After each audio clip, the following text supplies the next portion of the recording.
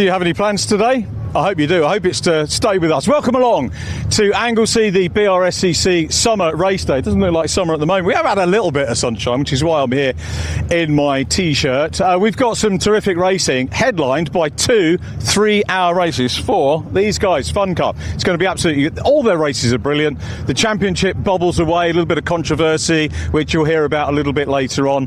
And more importantly, we're racing into the night. We've got a 3-hour race during the afternoon, and we've got another 3-hour race later on going up to 10 o'clock this evening. So forget about the rubbish Saturday night TV. Stick with us on the Fun Cup channel with the BRSCC and enjoy all the racing that we've got for you. As well as Fun Cup over the weekend, we've got the aspiring youngsters in the Fiesta Junior Championship coming up. A huge grid, 30 odd cars have made the journey out here to Anglesey to race for their third event of the season.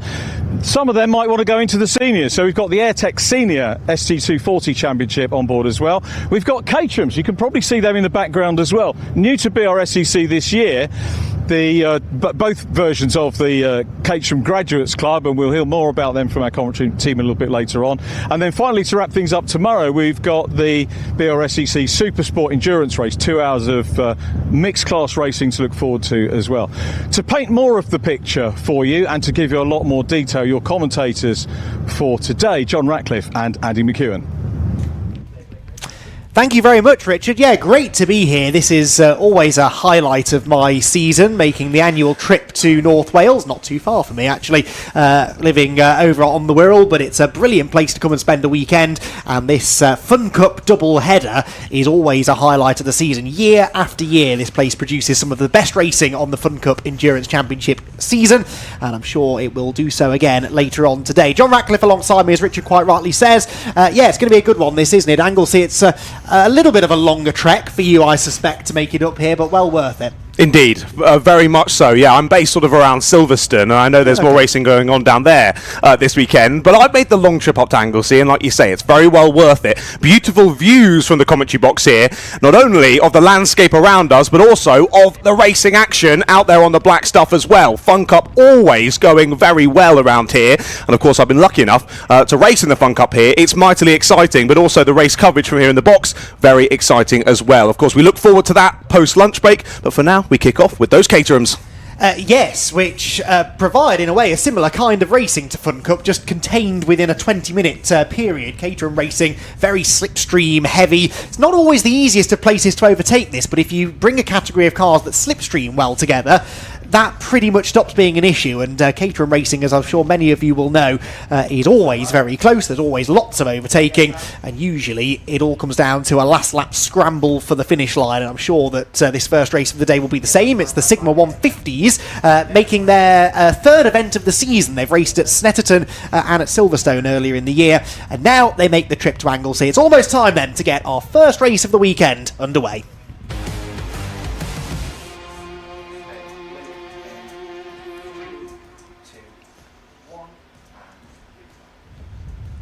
The Caterham Graduates Championship then arrives at Anglesey, a 20-minute race to kick off our action today before we head into the lunch break. But don't worry, we've got plenty of content to fill that lunch break. We'll be hearing from a lot of our Fun Cup teams and drivers ahead of their first 3-hour race of the day.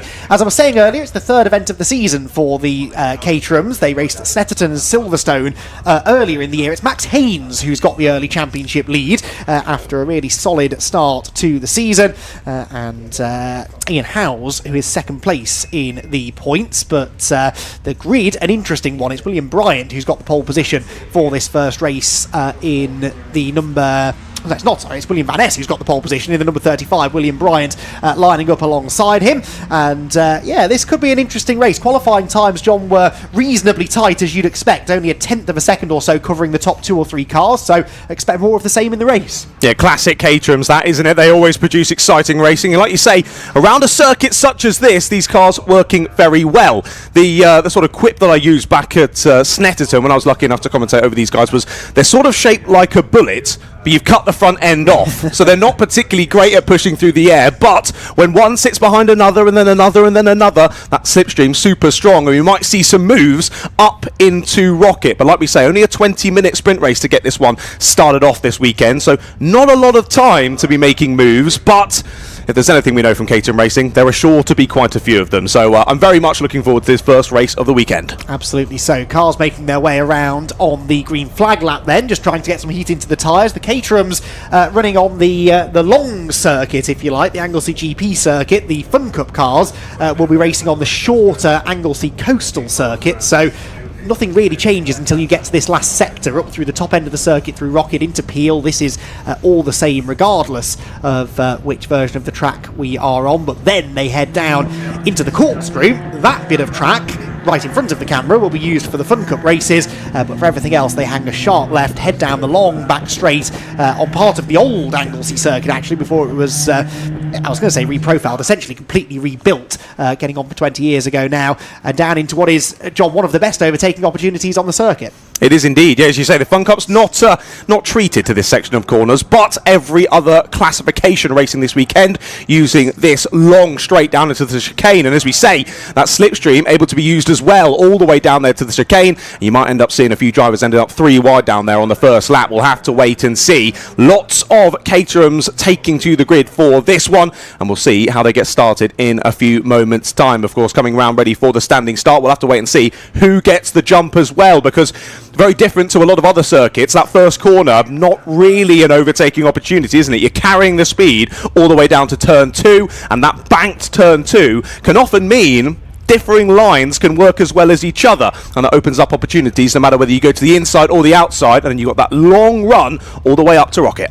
Yeah, it's a very short run into turn 1 as well. In fact, the start-finish straight is probably the shortest straight on the track, which again is, it sort of defies all of the racing norms, doesn't it? So it's a short run into turn 1. It's probably more or less flat out from a standing start through that first corner, and so that adds an extra little dynamic. Sometimes the outside line is actually the better place to be, and so for William Bryant, who starts on the outside line for Alpha 7, he might well be able to use that to his advantage. It's a 2x2 grid as well, so the front row starters absolutely nose to nose as the green flag is waved at the back of the grid. 20 minutes of JMRG Caterham Graduates Championship Sigma 150 racing about to kick off our Anglesey weekend. Lights go out, off towards the first corner they head, and it is going to be a decent start from the second row of the grid for Stephen Clark from third on the grid. Stephen Clark in the number 3 car is challenging for the race lead out towards the banking, and I think has gone through. I think that is the CTS Motorsport car that's grabbed the early advantage. We'll double check that as they exit the hairpin. Yes, it is the blue and red number 3 that gets the best of the start. So here I was saying the outside of row 1 was the place to be. It turned out it was the inside of the second row. However, that could be a short-lived lead, because now they head out onto the back straight, and already the slipstream starts to take effect. William Van Ness closing in on the race leader, John, as we head towards Rocket. Indeed, they fly up using that slipstream for the first time in this race. Will there be an opportunity for Van Ness to look up the inside? He's not quite close enough this time. We'll have to rethink that one. Despite having that novice cross on the back, Van Ness starting very nicely in this one. He's a very experienced driver, like I say, despite having that novice cross on the back. He's lost the lead initially off of this race start, but like you say, what a start it was from Clark. He had that practice start as we went onto the green flag lap, and that practice start was fantastic. He replicated that on the real thing, and up into the lead he went. Well spotted. So yeah, he'd practiced that. There's one car slow at the back of the field, I can tell you. That's Barry White, who is in a bit of trouble. So that car, I fear, is destined for the pit lane. The rest of the pack, though, making their way down onto the Grand Prix loop, and there they are through the hairpin. A little bit of a lead being built up maybe by Stephen Clark at this stage, and that is crucial. We've been talking the talk about this slipstream, but if you do get so far ahead of the rest of the field, that doesn't really take a huge amount of effect. Let's see what the gap is then as they come through towards the completion of the opening lap of racing, and the gap is a decent one, isn't it? That is almost a second, I think. Helpfully,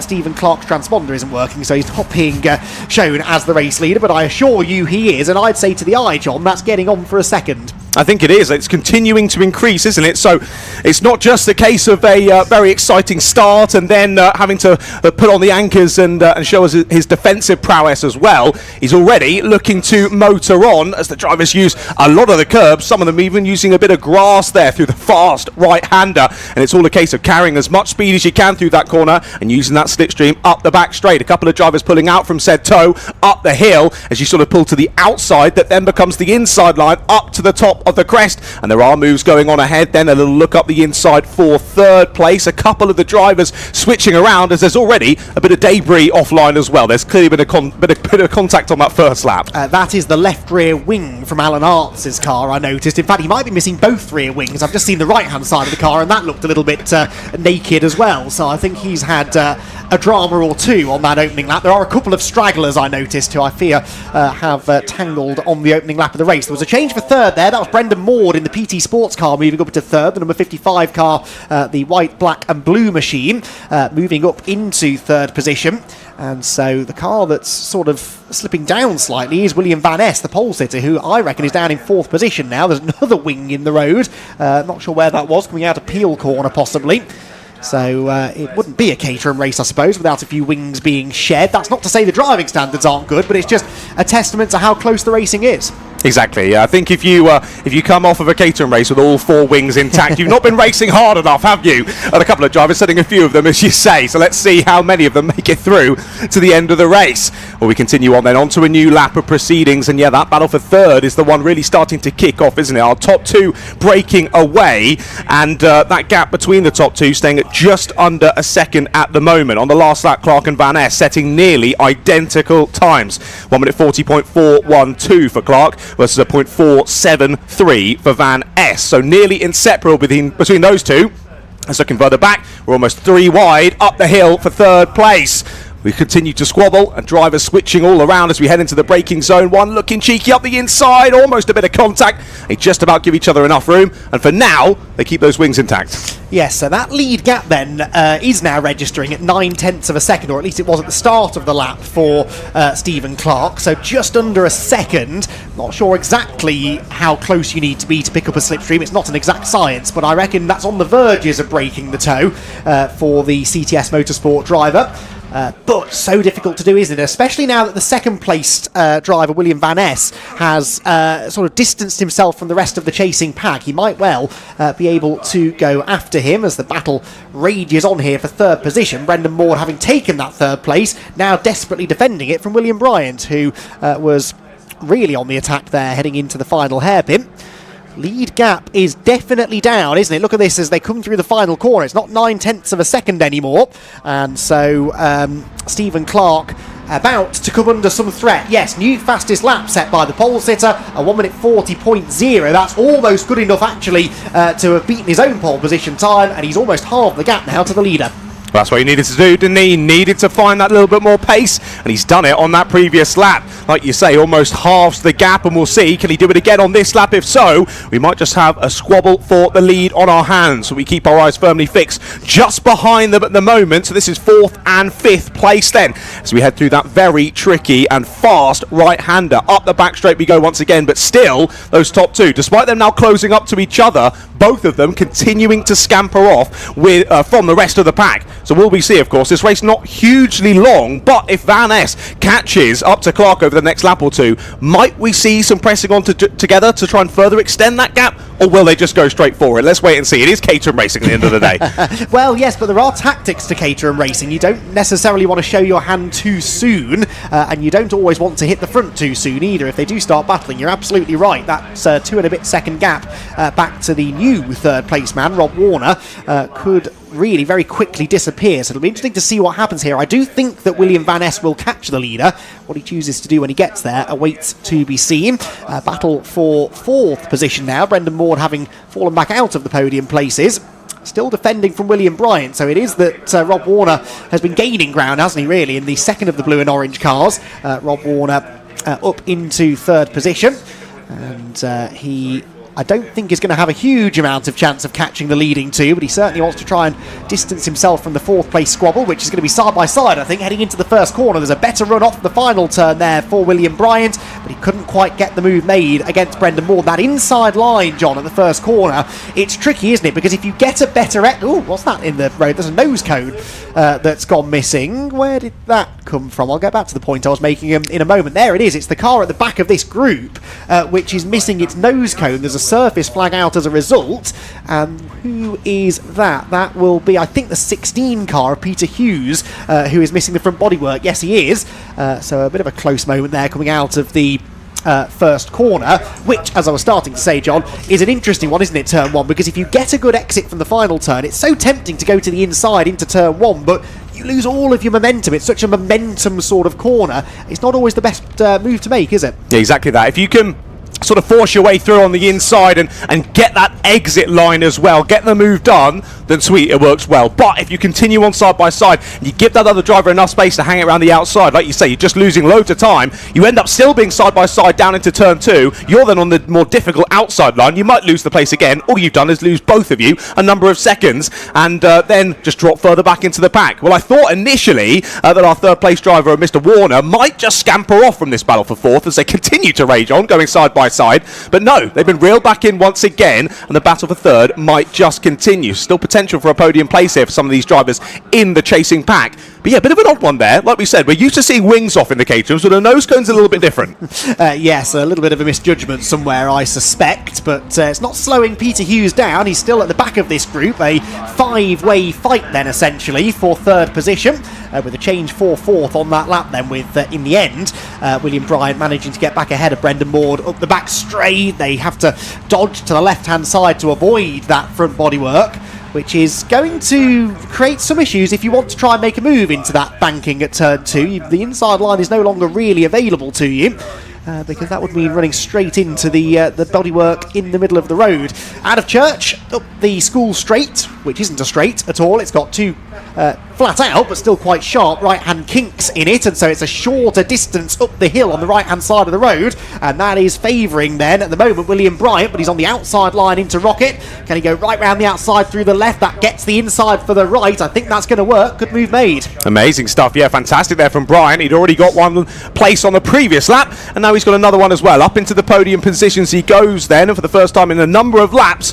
Warner is shuffled back out of said podium places, and now finds himself under a bit more pressure from those drivers following in tow as well. Yeah, like we said, that front nose coming off down at the first corner. We've still got slippery surface flags down there. Was watching them come through on the previous lap. None of them seem to be too slidey through T1, so seemingly all okay for the moment, but drivers just needing to be a little bit careful through the rest of this race. There's a couple of drivers diving very deep on the brakes there into the hairpin. A little lock-up, but they've all made it through. And one car that was on the grass going into the left-hander at the top of the corkscrew. I was trying to figure out whether they all survived that. I think it was the second of the PT sports cars in that group that may have lost some ground. Leaders across the line. We are halfway through the 20 minutes now, and it remains nose to tail pretty much between the top two drivers, with a Caterham length or so between the number 3 of Stephen Clark and then the pole sitter number 35 William Van Ness. But do get the feeling here, John, that William is just biding his time and waiting for his opportunity.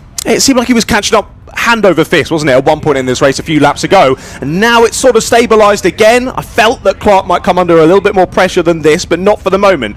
Saying that, though, we've still got just under 10 minutes left to go in this race. We're only just over half race distance here, so Van Ness has got time to play with, but of course the longer he waits, the more those opportunities dwindle, so at some point he's going to have to go for it. For the moment, he's not quite within touching distance. We'll keep our eyes on that one, though. For the moment, we'll keep watching this coverage of the battle for third place on the stream. This is where it all is still a bit touchy out there, and drivers trying to work themselves out and find some more positions. I think those two have swapped round earlier in this lap. They have. So Maud is through once again on Warner.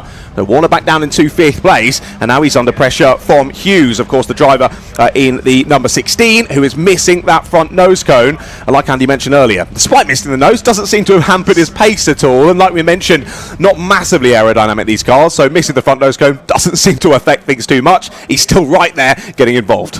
Yes, he is, and I guess when the car isn't that aerodynamic to start with, losing bodywork doesn't necessarily hurt you too much, especially when you're in the tow. He might struggle to lead a group, but he doesn't need to until we get to the end of the race, I suppose. So yeah, he's very much still going to be a factor in this one until the dying moments, I suspect. Move made at the back of the group. In fact, that's a lapped car, I think, getting out of the way. No, it wasn't. It was Charles Elliott being overtaken, I caught in the back of shot, and then re-overtaking the 89 car of Thomas McEwing, who who slipped back to the inside of him into turn 1, and I think made that move stick. So, but again, that little exchange of positions there, twice they changed places in 2 corners. Look how much time they've lost now to the group of cars ahead. To your point, John, you have got to be careful. It's quite easy to lose momentum, lose time, and perhaps fall out of slipstreaming range. Yeah, they're very slow and sort of sloppy corners, aren't they? You lose that bit of time and big wobble on the exit curb there, off onto the grass while missing the nose cone. Maybe not helping so much there through the fast right-hander. Maybe just carrying in a little bit too much speed because he wanted to make the move on Warner ahead of him. Of course, lost that slight bit of momentum there over the grass. Didn't hamper him too much, though. Didn't lose the position and held the slide as well. Very impressively so. That would have been a little bit of a scary one, heading through a very fast part of the circuit. But thankfully, he's kept all 4 wheels facing in the right direction and continuing to press on, because not only is he looking ahead to the 58 of Warner, he's also got the 94 of Mara right in his wheel tracks as well. Now, speaking of right in the wheel tracks, here is Van Ness, finally within touching distance of your race leader of Clark now, as they head through onto a new lap of the race very shortly. Maybe we'll see those gloves start to come off. Yeah, well, I still think he's waiting. I mean, we've got 6 3/4 minutes to go. There's, in a way, no point making the move until the last lap. But then, where do you make it on the last lap? Do you make it up the back straight into Rocket, or is even that a little bit too early? Because there are other overtaking opportunities further around the lap. I noticed there's a novice cross on the back of William Van Ness's car. Is that maybe going to play into this? The less experienced drivers sometimes can be tempted into going for the move a bit earlier, whereas those who've done a bit of Caterham racing over the years will know that patience is key. So, yeah, going to be fascinating to see what tactics he utilises in the closing laps. They're the class of the field, though, aren't they, John? Because they're 7 seconds now clear of this battle for third position. I know they're tripping over each other a bit, this group, but that is impressive pace being set by the top 2. Yeah, they're absolutely cleared off, haven't they? They're almost back in England at this point. They're so far clear of the rest of the field, and almost thought the scrap was going to start then up into Rocket, but not this time. But I was just thinking, actually, it might be the better call to go for it a little bit earlier, because like you say, up at Rocket, that is where Clark is going to be expecting it on the final lap. So maybe one of the corners where we said maybe you shouldn't go for a move, there's almost nearly contact up at Rocket, isn't there, this battle for 4th place? That maybe the corners that we've been saying, such as T1, that aren't a good place to go for a move, might just be the best one to catch out the race leader where they're not expecting a move. We'll wait and see what Van Ness decides to do, but for the moment, like you say, just over 5 minutes left to go, and for the moment, William is watching and waiting in the wings, maybe just studying where Stephen isn't quite as quick as him. Well, interestingly, we didn't catch it on the stream, but out of the window up the back straight that time, William Van Ness did try to get alongside Stephen Clark for, I think, the first time, went to the left-hand side of the road and got very firmly squeezed over onto the grass. So that was his first real attempt at getting through. Maybe a dress rehearsal for later in the race, but again, you don't want to show your hand too early, do you? So I'm sure Stephen Clark will be wise to that move now going forward. In 3rd position, by the way, now a fairly uncontested 3rd place, is William Bryant. 4th place was a bit closer, but William Bryant has really distanced himself now from the 4th place battle, which is still headed by Rob Warner, despite an attack there from Brendan Maud. Changed for 9th that time, with James McCall moving through ahead of Charles Elliott. That is 3 positions gained from where he started. Yeah, William Bryant now a little bit lonely in that 3rd position, but he won't be all that disappointed at that, I suspect. Yeah, I think you're probably right there. He was sort of the one we were expecting, I think, weren't we, in terms of that group to maybe be the one that could scamper on clear. He got a couple of positions in only the space of a couple of laps. Pace looked really good, and now he's been able to motor on through. But as we look back to the leading gaggle, it has switched around. Yep, saw that coming. It was a dress rehearsal a lap ago for William Van Ness, and he managed to make the move stick up the back straight that time. It was a fairly simple slipstream pass, but he went to the right-hand side that time because he realised that Stephen was going to put up a fairly stern defence as he had a lap earlier. So now Williams shown his hand, he's taken the lead. We've still got 3 minutes 40 to go, so there are another couple of laps of racing remaining. Has Stephen Clark got an answer? I'd be very surprised here, John, if William Van Ness could simply pull away from Stephen Clark. So he has to expect that there will be a retaliation incoming here. 100%, yeah, we've got to expect it. It's just a case of where will Stephen go for it to try and get back through on William Van Ness. Of course, Van Ness does have the fastest lap of the race so far of a 140 dead, but it's only a 140.1 for Clark. So they're almost inseparable in terms of pace, but a bit of a lock up there into the final corner from Clark. That's not going to help with his run all the way through onto a new lap, and of course all the way through down into turn 2. So a little bit of fresh air gained by William Van Ness there, and a new fastest lap of the race. The first driver below the 1 minute 40 mark, a 1 minute 39.8 for Van Ness. What was it you were saying about him not scampering off? Well, and I'll tell you what, that little lock-up for Stephen Clark tells me that he's having to push just to match the leader. Now, the slipstream will do some of the work here, but yeah, that is interesting. It's a bigger gap that William Van Ness has now than Stephen Clark's had for quite some time. So, yeah, this is very promising pace for William, who just went quicker, actually, than his own pole position time. That was Stefano Mara getting to the inside of Peter Hughes going into Church Corner. It's another fairly brave place to try and make a pass. And did it work? It did not. He's still behind Hughes as they head up the back straight towards Rocket. And the cars then approach the braking point.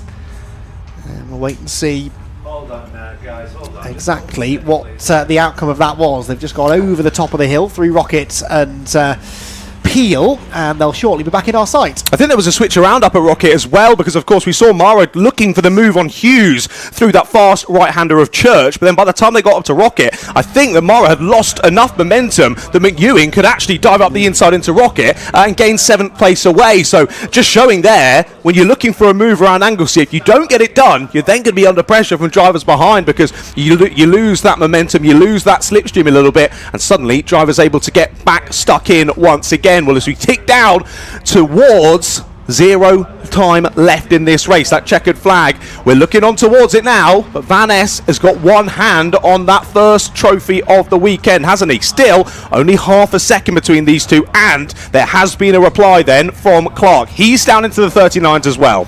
Yeah, 9.97 is bang on pole position pace as well, but this is the final lap, so this is there's no more tactics now. It's about just making the move, I think, for Stephen Clark. Is he close enough heading up the back straight for the final time? I'm not convinced he is. He will close here in the slipstream on William Van Ness, but is he going to get close enough to have a lunge in the braking zone? He's within a couple of car lengths, in fairness. Here he goes to the inside line. He's late on the brakes. There's a lock-up for William Van Ness, who had no choice really there but to sidestep and allow Stephen Clark through. So Stephen Clark gets the lead, but there is half a lap still to go. There are at least 1 or 2 more potential overtaking opportunities to come, most notably at the hairpin of the penultimate corner of the circuit. If William Van Ness can stay this far back, he might still have an opportunity. Great battle going on over 4th and 5th as well. That group still very exciting as Van Ness. Was that a little lock-up? Was that a kick up the dust? I think it was a bit of both, really, as we head down towards the hairpin for the final time. And Clark moves over to defend then, not using the slipstream as Van Ness. He moves over to take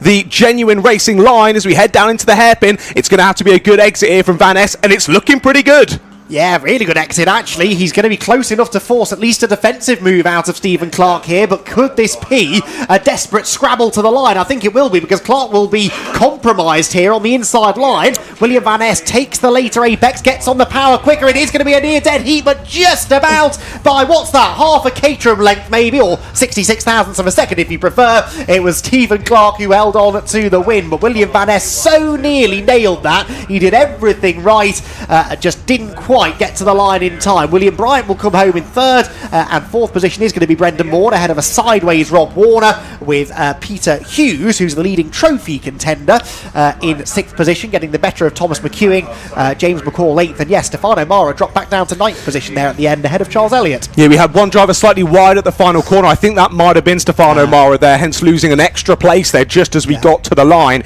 A shame for him there, but either way, what a race to kick off the weekend then. I mean, we always know that Caterham Racing is going to be exciting, but that was a fantastic one. I think both of us caught out a little bit there by Clark's re-overtake. Neither of us thought he was close enough there to go for it, but he got it. No, and I'm surprised William Van Ness didn't, it's easy for me to say, I know, but I'm surprised he didn't put up more of a fight. He left the inside open. Maybe he thought Stephen Clark was too far back as well. And again, it's that experience, isn't it? William Van Ness, a much less experienced driver than Stephen Clark.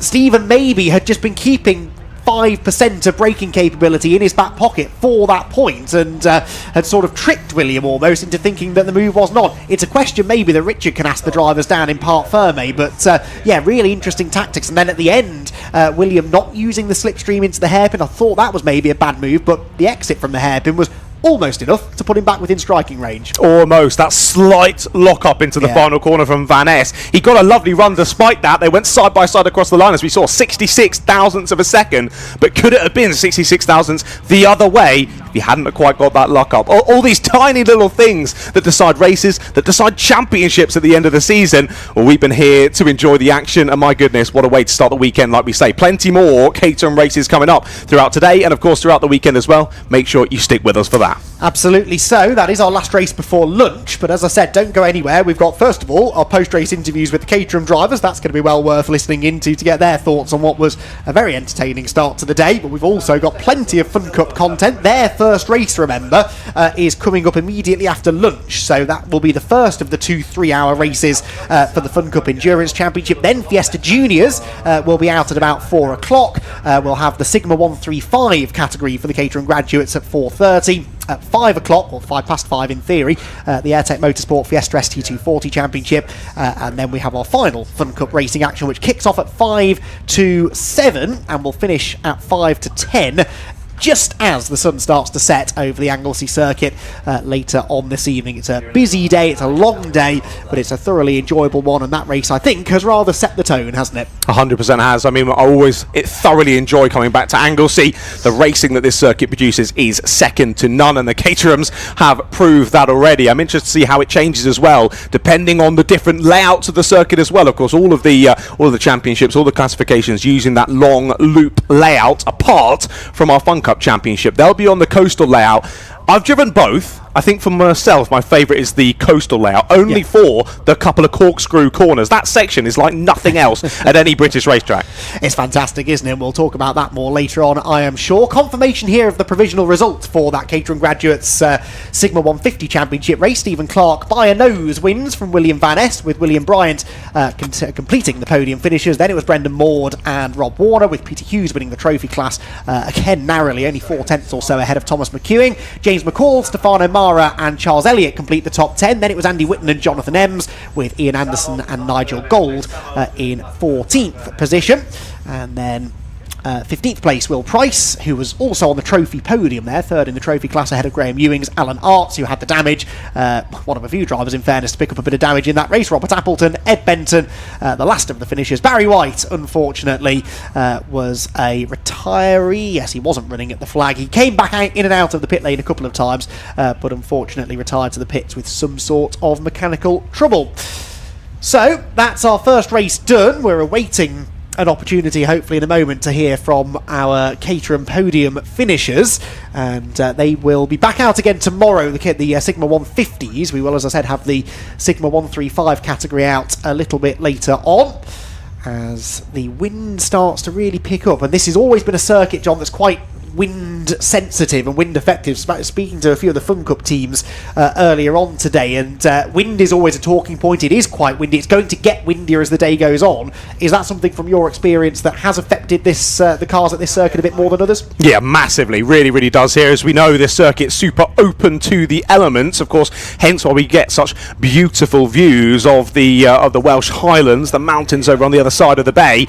Such a beautiful view from this Anglesey circuit, particularly from up here in the commentary box. We are treated here at Anglesey, but as you say, allows for the wind to roll in across the circuit, and that does really affect things across all the different championships racing, but particularly those Fun Cup cars. I mean, they're not the most aerodynamically efficient, are they, at the best of times? So particularly when you've got a headwind running up the hill towards Rocket, that really, really creates great racing, because that driver leading the train is losing so much time up the hill to Rocket, opens up opportunities for the other drivers to make moves. It does indeed, as we saw in that Caterham race, and we can get the thoughts now of the drivers. Richard John Neal is in position to chat to our podium finishers. That's a nice way to start the weekend, wasn't it, here on Anglesey, with some terrific Caterham racing and obviously lead changes and strategy and all sorts of things. We are going to go podium bound. We're not actually on a podium per se. I'm going to do 3, 2, 1. I'm going to drag over William Bryant, who is there, third place. Congratulations, William. First chat of the weekend. Hopefully we'll have 2 or 3 chats with you over the course of it. Championship leader and another podium. That bodes well, doesn't it, for points collecting over the weekend? Yeah, it's going really well. Obviously, I would have wanted to be a bit higher up, but yeah, P3 is good for the championship, and just hopefully I can do a bit better tomorrow. What would you change, do you think, going into the course of the other races? I had a terrible start, dropped down to like 5 or 6 places, so I had a lot of work to do from that one. So tomorrow, if I get a better start, I can be fighting up there for the win. Yeah. In terms of, as I say, points really absolutely key, aren't they, to doing it? You qualified P2, so decent start to the weekend. You're in the right ballpark, and a couple of points lost isn't really a bad thing. Yeah, so it's obviously a good result for Championship. Hopefully I can get some more results like that again tomorrow. What are the races been like for you so far this year? This is the third event? Yeah, third event. Round 1 was very good. Round 2 wasn't so good, had some gearbox issues, but overall it's gone quite well so far this year. Okay, we'll let you crack on. You're obviously worn out after driving around. Congratulations, lovely to see you, Will. Well done on the podium. It's William Van Ness in second position. I don't know the drivers. Here's William, excellent. He's ready. Thanks for being ready for the interview. No, I was told. Lead there at one point, and then timing's crucial, isn't it, on Caterham racing? No, absolutely. Timing is crucial. I sat behind Stephen for most of the race. He got a great start, and we were gapping the rest of the field, so it made sense to just hold station for the race. And then I went for a move. He got a bad run down the straight, went for a move, got past him 5 minutes to the end, something like that, and then I didn't see the last lap board, so I didn't defend. So that's what it was. Maybe could have held the win, but hopefully the second race and second and third races tomorrow will be there. Yeah, I was sort of ticking off. I noticed that you'd had a win in Championship earlier on, but it was second place on track because you got the trophy runners to think about as well. Yeah. Is a P2 to a trophy guy still okay with you? I mean, you guys like to race anyway. You want to be first across the flag, don't you? I'm actually in the full championship and I haven't had a win yet, so I'm holding on for a win, hoping to get that tomorrow. If you're P2 to a trophy guy, though, you still get championship points, though, don't you? That is true. Yeah. That is true. But Stephen's in the championship as well, and he beat me. So it's like the top 3 cars here are the top 3 guys in the championship. So we're going to be pushing, I think, all of us for the best positions we can over the weekend. What's going to change between now and race 2, or is that trade secret? Is there much you can do on these? There's not much you can do. We might change the setup a little bit. Stephen was getting off a couple of the slower corners a bit better than me, so we'll see if we can change something to get off those corners a little bit better. But it's so close around here. They were so close between us. I don't think there's going to be much in it at all. It'll just be racecraft and who's there on the last lap. It's nice when it comes down to the pure racing, isn't it? Between 2, maybe 3 or more people. Yeah, no, absolutely. And I've said it before in this championship, but the racing is very, very close and generally very clean, especially at the front. So it's a great championship to be a part of, and I've enjoyed it so far. What's your background, William? Did you just come straight into Caterham's, or have you got any other background? I raced karts for years. I did karting from when I was 12 to 20. So about 8 years of karting, but that was a few years ago now. Did you do Kart Stars? Because I vaguely remember your name. No, I did Super 1. I did Super 1 for 6 years in TKM and then in 125 gearbox, so short circuit karting. But I finished in 2014, and now this is my first ever car racing season, so it's going all right. And dare I ask about ambition? I mean, Caterham offers plenty. You've come in graduates at the top tier, haven't you? So yeah. I thought about what I wanted to do. I was between a few different championships, met a few people. Caterham racing is awesome. It's very similar to karting actually when you're driving. Just got to get used to the gearbox. Second to third, I'm still not doing very well, crunching the gears between second and third, which is less good for the gearbox. But no, it's a really good championship. Came in at the 150 in the 150 class. It just suits me a bit better. It's got a locking diff. Yeah, good fun. Ambitions, I don't know. Do the best I can. I'm here to have fun. Do you know, it's nice when people have got a sort of a map, but equally it's nice to have people like yourself that are in it, enjoying what you're doing, and you'll look at where you need to go when you need to go. Exactly. Thank you very much. Well, thanks very much, mate. Well done. Thank you. Top stuff for closing the Allen interview as well there. Let's talk to our winner, Stephen Clark. Let's get Stephen across as well. And thanks to everyone for the Caterham grads for getting everyone organised. Stephen, cracking race, long time lead, lose it, and then you get it back again. As I just said to William, timing is absolutely everything. You obviously felt that you could get it back, and obviously cleanly as well. So congratulations on a win. Fine race. Just talk us through it from your point of view. Strategy was basically to to try and break away as quick as I could. I knew I'd get a good start, so I just went. I knew Will would be there or thereabouts. Obviously, Caterham Racing, you cannot escape. So I was just waiting for him to sort of sit on my bumper. I expected him to sit there the whole race, but he did pass me. And I just sat with him until the end of the race, and then I knew that if I got past him, I could defend it down this final straight and sort of block the corner off, which worked, and then it was just a drag to the line. So it was good. It was a good race. Played out pretty well. It's as pure racing as you can get, isn't it, Caterham? It's marvellous to watch, and I keep telling myself I need to go in the car and have a go. I'm too old to start racing now, but I definitely need to try. Yeah, and I don't think you're ever too old to start racing, especially Caterhams, because they're so much fun. In terms of, I've asked the guys the same question. Obviously, you've got a little bit of a break now between races 1 and 2. Any thoughts? How much feedback goes? Are you with the team, by the way? Yeah, so we're with CTS. Always been with CTS. They're the guys that we run with, and absolutely love them. In terms of setup, really, it's check the car over, make sure it's all looking good for tomorrow. I don't feel like I need to change anything on setup. I was pretty happy with it, so it just comes down to the strategy in the race, really. Again, that's what you want, isn't it? To come racing, you get the car as right as possible, and then not muck about with it. Just literally enjoy the seat time. Yeah, and that's the beauty of this championship. You've got really tight regs, you've got limited tyres. It's a lot down to the driver.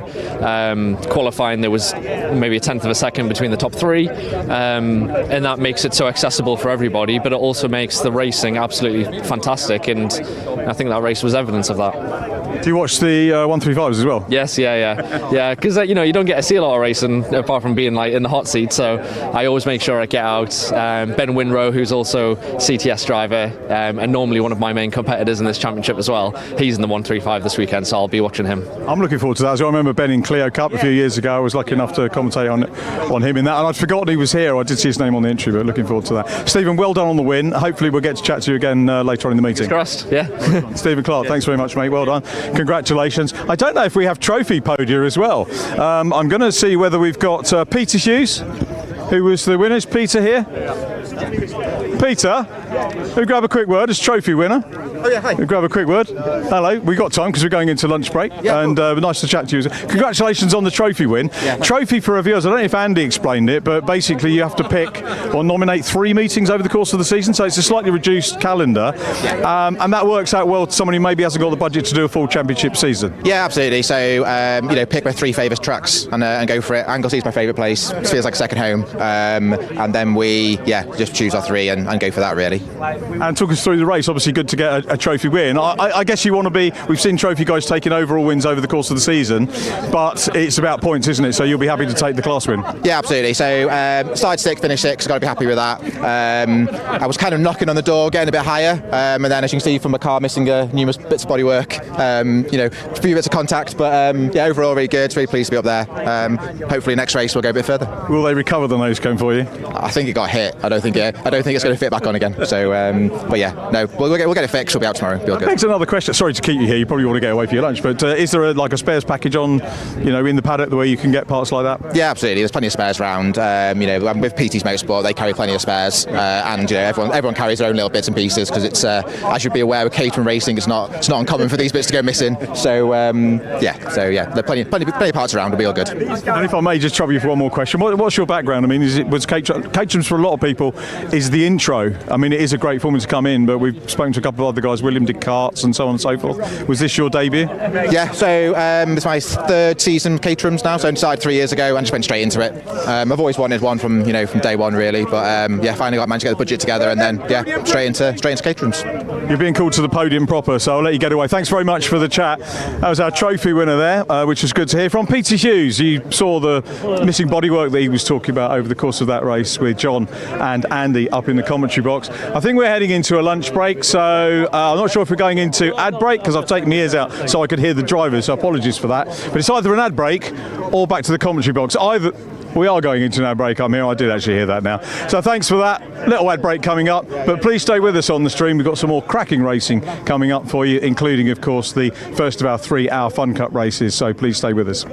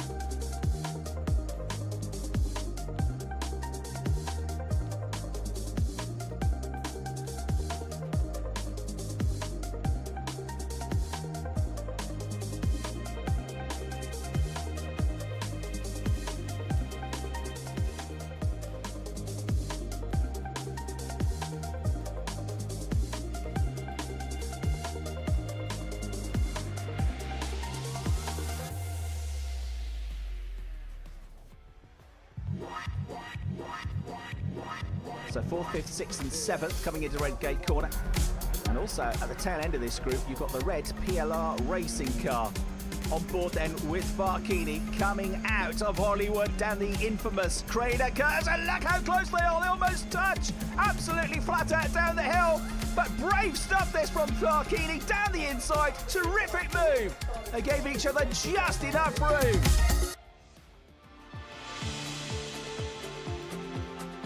I think it's the camaraderie and then also the close racing. There's some fantastic drivers out there. Very fair, you know, they'll leave enough room, but there's some really quick guys, you know. You get a lot of seat time, pound per minute, it's cheaper than pretty much any other series I've looked at. And then everyone's so helpful, you know, the top teams are giving you their data and supporting you, getting you up to speed. So the level for club racing is as good as it gets. I've got clients that described it as a 4-hour sprint race. It's fun, it's intense, it's friendly. It's just mega racing, mega close racing. Lots and lots of people taking part in it, good atmosphere, yeah, generally great fun. It is some of the closest racing I've done. But also, you know, everyone is very friendly. Just amazing atmosphere, whether it be on track or off track as well. So, yeah, can't recommend it enough.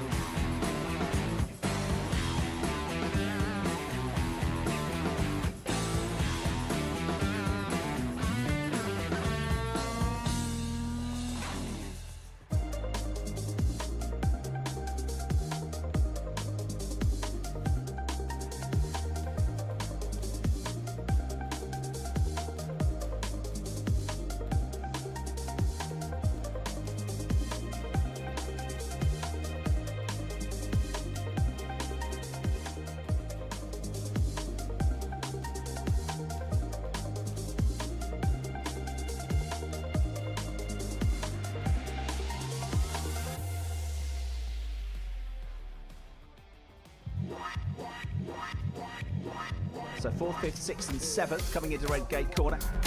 And also at the tail end of this group, you've got the red PLR racing car. On board then with Barkini coming out of Hollywood down the infamous Crater Curves. And look how close they are, they almost touch. Absolutely flat out down the hill. But brave stuff this from Barkini down the inside. Terrific move. They gave each other just enough room.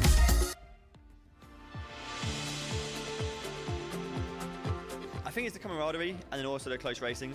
There's some fantastic drivers out there. Very fair, you know, they'll leave enough room, but there's some really quick guys, you know. You get a lot of seat time, pound per minute. It's cheaper than pretty much any other series I've looked at. And then everyone's so helpful. You know, the top teams are giving you their data and supporting you, getting you up to speed. So the level for club racing is as good as it gets. I've got clients that described it as a 4-hour sprint race. It's fun, it's intense, it's friendly, it's just mega racing, mega close racing. Lots and lots of people taking part in it, good atmosphere, yeah, generally great fun. It is some of the closest racing I've done. But also, you know, everyone is very friendly. Just amazing atmosphere, whether it be on track or off track as well. So yeah, can't recommend it enough.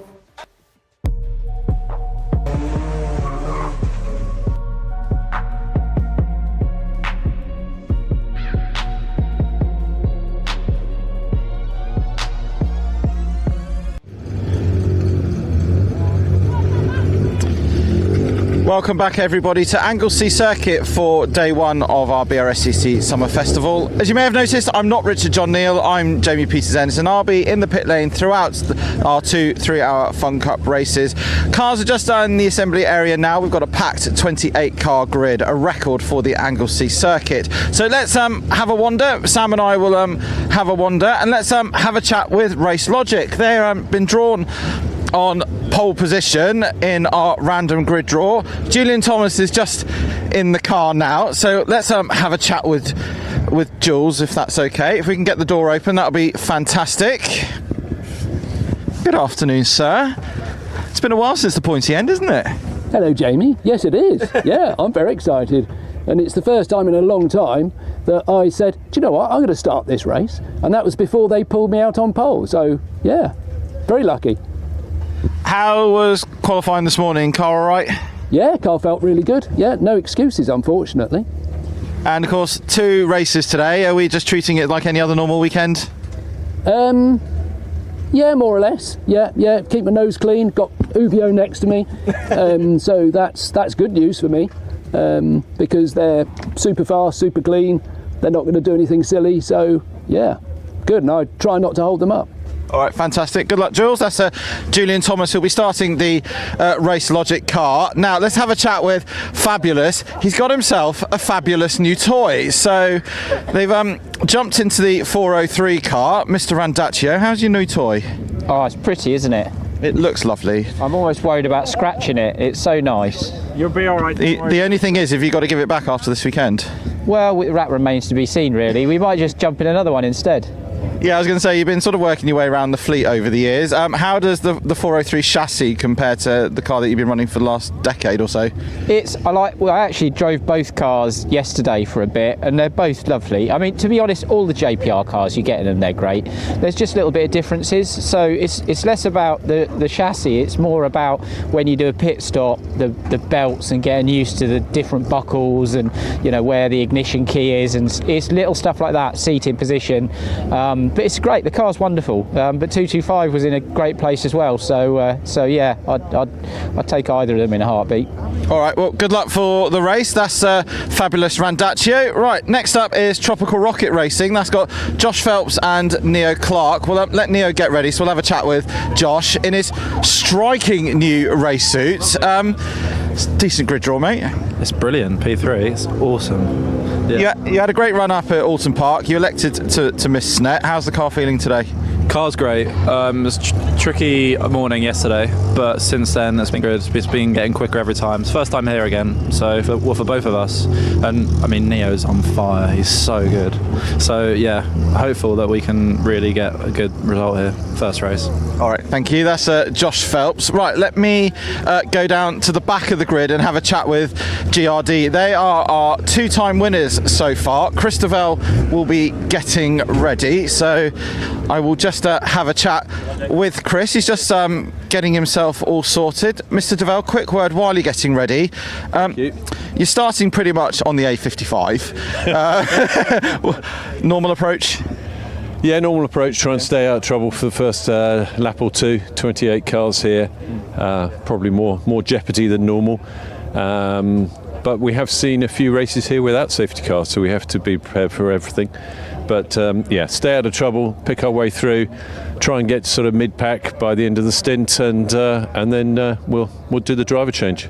And it's great to see so many cars out there. Oh, it's fantastic. It's a pity a couple had to cool off, but we still got 28. Well, I've made up 3 places already because I was going to start 31st. So. Yeah, you're practically in Cheshire, mate. Right, let's get the lid on and get ready. That's Christopher from Team GRD. We've got Johnny Molam here. He's just popping his helmet on. Now, Johnny, Bonamy and Gareth have got a bit of a Herculean task because they're racing 2 cars, and the grid draw was an absolute nightmare for you, wasn't it? It was a bit because we were hoping they'd be a bit closer together, but I'm starting the 200, Bond's starting the 257, and then when the 257 pits, I get out of this and get straight into it. So if there's no yellow, we're fine. I'll stop a little early and he'll go long. But if there's a yellow in the safety car window, in the pit window, then I've got to be within 10 seconds of him. Otherwise, they'll have finished fueling and I won't be in the pit lane to get in. Well, you like a challenge, don't you, Johnny? That's Johnny Molam from Red River Sport. Right, let's pop down to FFS because last year they were on for a podium and unfortunately had a suspension failure. Lewis, you want to forget about this event last year and you want that podium this time round, don't you? Yeah, we've come back for redemption. That's what it's all about. Yeah, what a cracking track and what a cracking grid this is this weekend. And yeah, fingers crossed we can do a few laps, get a few hours into the race, and then we'll see what happens. Selected campaign this year. Are you still treating every weekend as normal, or are you taking a slightly different approach? Yeah, we just treat it as normal. We want to win. Doesn't everyone, right? So yeah, we'll go out there all guns blazing and see what happens. All right, thanks, mate. That's Lewis Thompson from Team FFS. Right, let's have a word with Chris Weatherall. He's just getting himself ready in the Axiometrics car. Mr. Weatherall, have a quick chat while you're chatting with Mr. Burton. It's going to be busy, this race, and how are we feeling? Yeah, look, I've got my usual pre-race nerves, which I always get. So yeah, I mean, look, it's going to be busy. We're 11th, so not being daft. There's more than 11 cars that start the race every time, so it's just going to be it's just going to be the normal stuff. I think, like everything else, it's not 1 3-hour race; it's 2 3-hour races. So yeah, let's see what happens. And you've dragged Mr. Perrott back. Yeah, absolutely. Well, it wasn't exactly difficult to drag him back. So yeah, no. Great to have him back in. It's yeah, he's fitted straight in, and we're doing well. He's been with us for the first 2 races, helping us on the belts and stuff. But yeah, it's great having him back. So yeah, we always used to be close to each other. We were 100th apart in testing. So yeah, that's kind of quite nice. We just need to get closer to Will, who seems to be a few more hundredths ahead of us. But then he's probably 20 kilos lighter. Yeah, we need to sort these whippersnappers out, don't we? Absolutely. I think a minimum weight for each driver. You're only allowed to get it if you're 100 kilos. I think that would be it. None of these 50 kilo drivers. Get rid of all of those. So. Yeah, I think I've got a few more kilos to lose. Yeah, that's the thing. Thank you, mate. That's Chris Weatherall. Right, let me have a quick word with Pete Belshaw. He's just got himself in the Sherrodice UK car, making a welcome return back. Pete, how are we doing, mate? You feeling good? Yeah, we're all good. Getting ready. What's the thought for the race? You've got Matt Hyde with you. He's a quick little peddler, isn't he? Yeah, the plan is to be there at the end and see where we are in the last 20-30 minutes. But between us, I think we've got to stay out of trouble. Get to that last half an hour and then see where we are. All right, good luck, Pete. That's Pete Belshaw from Sherrodice UK. I'm not sure how much time I've got left, so we'll just keep going until I get shouted at in my ears. All right, let's have a chat with the other Red River Sport car. Okay, thank you, Kieran. He's just told me in my ears I've got 3 minutes. Right, Bon, you and Johnny have got a bit of a mission to try and pit at the same time. I know, it's going to be a bit of a challenge. I was just thinking it's the first time I've ever started in a race with Johnny in a different car in the same race, so it's a bit weird kind of racing against him but not racing against him. And obviously you know what the golden rule is. Yeah, tell him that, please. Yeah. How's car feeling? This one feels really good. Yeah. The 200 is slightly, it's funny, they're the same cars but they feel slightly different. All right, well, good luck. That's Bonamy Grimes from Red River Sports, who's in the other car, but as you see, exactly the same livery. Right, so we've just got a chance maybe for one more driver, if I can find. They're all getting themselves ready. No, I think they're being told to start their engines. So what I'll do is I'll hand up to the commentary box, who will take you through the grid of this first epic 3-hour race.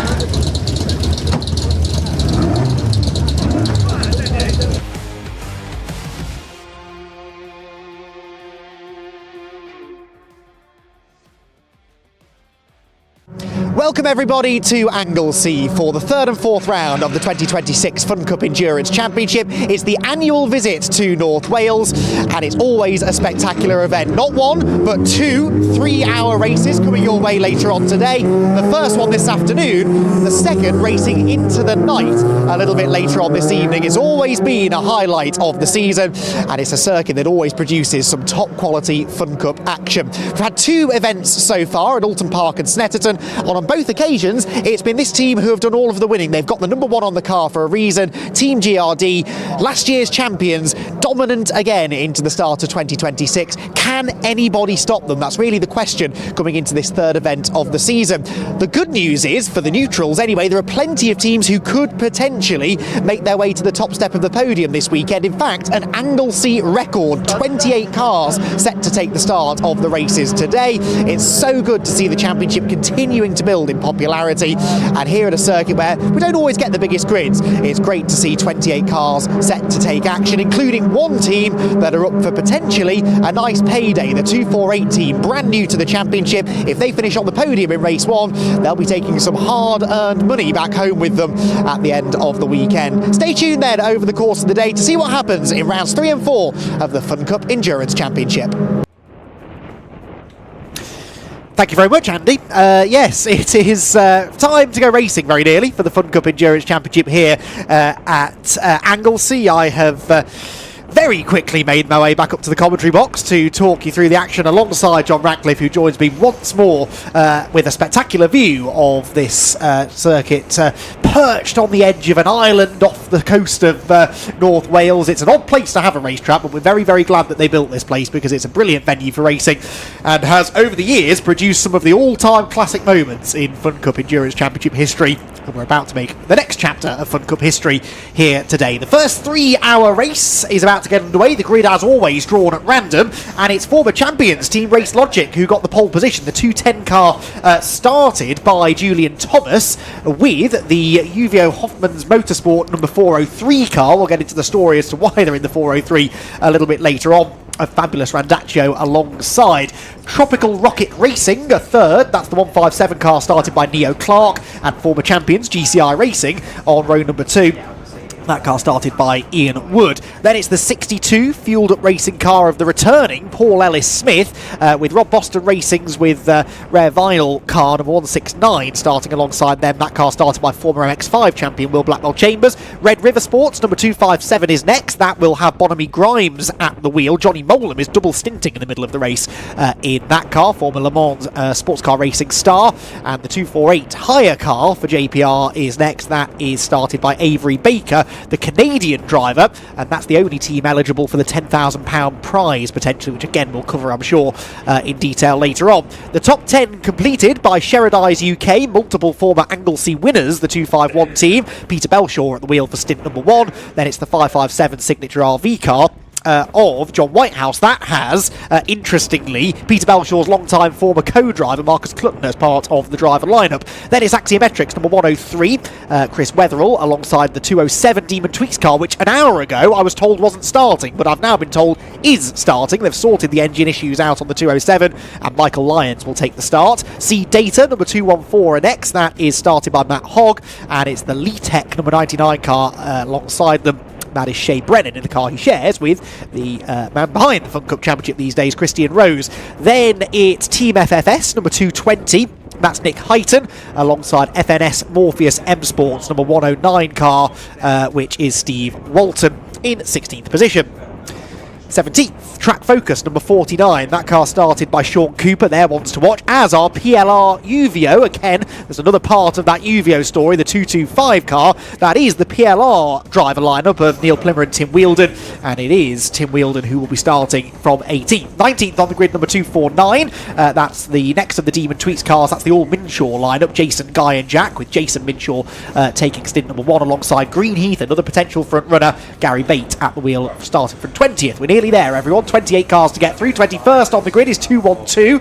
That is Vlad Vasiliev. Good to have Vlad and Ted back this weekend after the pairing, or at least Vlad, missed Snetterton last time out. Sunoco Racing Team number 22 start appropriately in 22nd position. That is Phil Keane. Again, another car to watch, I suspect. Then it is 125 Exposure Lights, which is the Roger and Morgan Sparrow car. Roger Sparrow starting it, then Team Clapham North from 24th on the grid. A bit of work to do then for Abby Eaton, but we saw her lead laps early on at Snetterton, admittedly having started towards the front of the grid. 158 G-Force is next. That is Graham Winston at the wheel. Red River Sports number 200 is alongside on that row. The 13th row of the grid, Johnny Molam, who, yes, I did say was double stinting in another car earlier on. He's driving 2 cars in this race, again, just to keep us on our toes. Team Viking and Ursus Capital Racing's number 170 is next. That is Mark Home. And at the back of the grid, as is customary these days, it seems, is Team GRD. They will keep on winning races,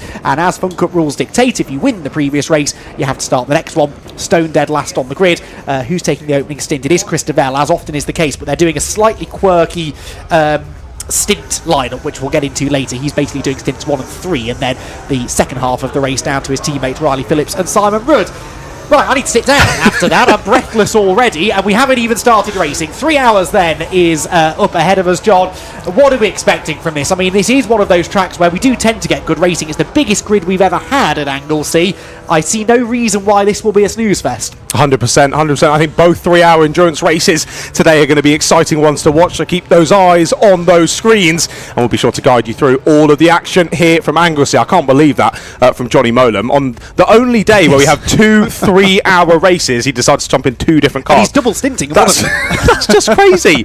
Well, who else would we expect that from, to be fair, than from Mr. Molam? So let's see how he takes this one. But yes, as you mentioned, of course, Team GRD have just been amazing this season, haven't they? They just seem to somehow constantly get better, and you don't think they have any ability to get better, but they do, as we have the GRD fan club has arrived behind us, I think, in the commentary box. Farkini and Neil Plimmer, who I'm sure are going to be cheering on the number 1 car in its quest to come from the back of the grid to the front, something they've both done on numerous occasions over the years. That is perilous here, though, isn't it? Starting from the back at some tracks, you know, a Silverstone, for example, a Donington maybe, not that dangerous. Here it's narrow, it's unforgiving. If you go off, there's grass which can tear the front splitter off the car in a moment. So Christabel's got quite a task on his hands here. He has, but this is their usual strategy, isn't it, to be fair? You said it was slightly topsy-turvy in terms of him doing stint 1 and 3. Seems to be their usual strategy, isn't it, though? Because, of course, get his stints out the way earlier on. He can sort of motor his way through the traffic, settle into the action, and then hand over to Riley and Simon, and they'll do their best to try and get their way back to the front, as they have done so many times already this year. Indeed so. Right, place your bets, everyone. 3 hours of racing, 28 cars. Can anyone beat the GRD squad, who have won both of the races so far this year? The Anglesey circuit has a habit of throwing up some slightly different results, and with 2 races, 2 opportunities for teams to get good points. It's GCI Racing, remember, who are second in the championship. Well, they're starting 4th on the grid, so golden opportunity for Ian Wood to try and put that car in a strong position. The cars then are making their way down through the corkscrew, which does not have cones across the middle of the road, as that picture would suggest. They are about to head down onto the start-finish straight. Race Logic then and the UVO Hoffman's Motorsport car on the front row together. It's a very congested start, but 3 hours of racing get underway, and it is going to be the Race Logic machine that grabs the early advantage into target corner. Hold your breath, everyone. Do they all get through safely? 1 or 2 a bit wide onto the curb. That was Vlad Vasiliev, I think, going 2 wheels over the exit curb further back, but they're all cleanly through. A little bit of brake lockups into the banking, but again, they're just giving each other almost enough room as they head out of the second corner and into Church, out of which comes the blast up the school straight. It's a brilliant sight they make, John. You're sort of shaking your head in disbelief. It's about to get even wilder, though, because this is where the slipstream well and truly takes effect. Indeed, we're almost 3 wide for a few of our drivers heading up towards Rocket already, but the shake of the head was, I couldn't believe UVO were back into the lead already. Wasn't a great start from them off the 2x2 race start, but down through turn 2 and turn 3, they managed to get their way back to the sharp end, but it's chaos in the background. Big bit of contact up to Rocket. We've got a few drivers off left, right and centre. I think they're all managing to get back underway again, but a bit of chaos there on that number 1. Couldn't spot who that was. One of the Demon Tweaks cars took evasive action onto the grass, but there was a stationary car which has now got going, and but they will presumably be back at the back of the pack when they come through at the end of lap 1. We'll try and piece that together in a moment or so, but it is definitely going to be that number 403 car with its retro livery that leads them out of the final corner. GCI had a go into Rocket, didn't they? Ian Wood tried to get to the inside line, but to no avail, and so Fabulous Randaccio leads the end of lap number 1. GCI Racing's Ian Wood in second, the Pole Sitters Race Logic down to third, and the Rob Boston Racing number 169 car is up from 6th on the grid to 4th position early doors. What progress have our championship leaders made, I hear you ask? Let's take a little look at the live timing. The GRD car is 25th, so a little bit of early progress made by Christopher, but he's doing what he always does, taking the opportunities when they come and not forcing the issue. Exactly that, yeah. Picking up positions when they open themselves up to him, but equally not getting too stuck in and losing a nose cone early on, because that can hamper your performance through the rest of the race. Well, Vape Club have a lovely run up in the background, looking to make a move on a couple of cars up towards Rocket, but already that slipstream being shown, and already our top 6 trying to break away into a bit of a pack. We saw as well GCI making moves on that first lap. They made the move up into Rocket to pass V-Box. That was on lap number 2 a couple of moments ago, but already this group starting to sort itself out. Initially, Uvio, as you say, getting the well, not really the jump off at the start. It took a few more corners for them to get that race lead, but now they're settling into it. They're the only car really in that leading group with a few car lengths of gap to another driver. So can they scamper off? I mean, I'm saying this, we're not even 3 minutes into this race, Andy, but could they break away? That's what they need to do, but around a circuit like this, easier said than done. Yeah, but they've got one of the fastest drivers on the grid in the car, haven't they, in Fabulous Randaccio, and he's already pulled a second gap over Ian Wood in second place, so that's good news for them. The car, we'll get to that in a moment, because there's a lunge up the inside for the Rob Boston car for third position, and the 169 car is going to go through. That's Will Blackwell Chambers doing Will Blackwell Chambers things, and getting himself ahead of Race Logic into an early podium position. A bit early to be talking about the podium, I suppose. The car that had its dramas up at Rocket on lap 1, I fear, was the fueled up racing car of Paul Ellis Smith. This, of course, the venue at which they had a really nasty shunt a few years ago, which brought an early stoppage to a race, actually, at the final corner. Good to have them back in the championship, but their return hasn't gone well. They lost 23 positions on that opening lap with the skirmish up here at Rocket. Miraculously, though, given the fact they were, I think, inside the top 5 at the time, everyone survived that, and they're all still going. Indeed. Some more excitement going on at the front end. Tropical Rocket Racing, we see them making the move up at Rocket, fittingly there for Tropical Rocket Racing. Up into 4th place they go. And I think they've also noticed as well how difficult it is for us as commentators to pick out whose car is who. So they made the 157 on the side, the biggest number you've ever seen. Well, thanks, Tropical Rocket. It helps us. Especially, I do need a new pair of glasses pretty soon. So cheers, Tropical Rocket. Helping us here in the comms box. And at the moment, pressing on really nicely in this first stint, making up a few more moves. And like we saw there, up into 4th place they go. Yes, they do. That car going well then. It's been started by Neo Clark, who we've seen go well in the past in the championship, and Neo Clark continuing to show good pace. Rob Boston Racing, by the way, have set the fastest lap of the race, so Will Blackwell Chambers starting now to close in slightly on the leading 2. In fact, he's on the tail of Ian Wood already for second place, so nose to tail here for P2, and that 169 car is the fastest car on the track. He was a 10th quicker than the leader last time, although of course he had a slipstream, whereas Fabulous Randaccio is forging his own path at the head of the field. Here comes the move to the right hand side up the school straight, and I reckon that Vinyl Detail sponsored Rob Boston Racing car is going to have a nose ahead, and indeed has the position. By the time we get to the braking zone, the championship leaders are off. GRD are off coming out of turn number 2. There's been drama for Chris Devell, and the number 1 car is rejoining, but right at the back of the field. Jaws have hit the floor behind me, courtesy of Farkini and Neil Plymmer, who can't believe what they're seeing. The number 1 car, we do not see them have trouble often, but I said, didn't I, at the start, John, how treacherous it was starting from the back here, and already that has caught out Chris Devell. A slightly odd place to have gone off that. Surely there must have been a bit of contact with another driver there. Was off on the infield out of turn 2,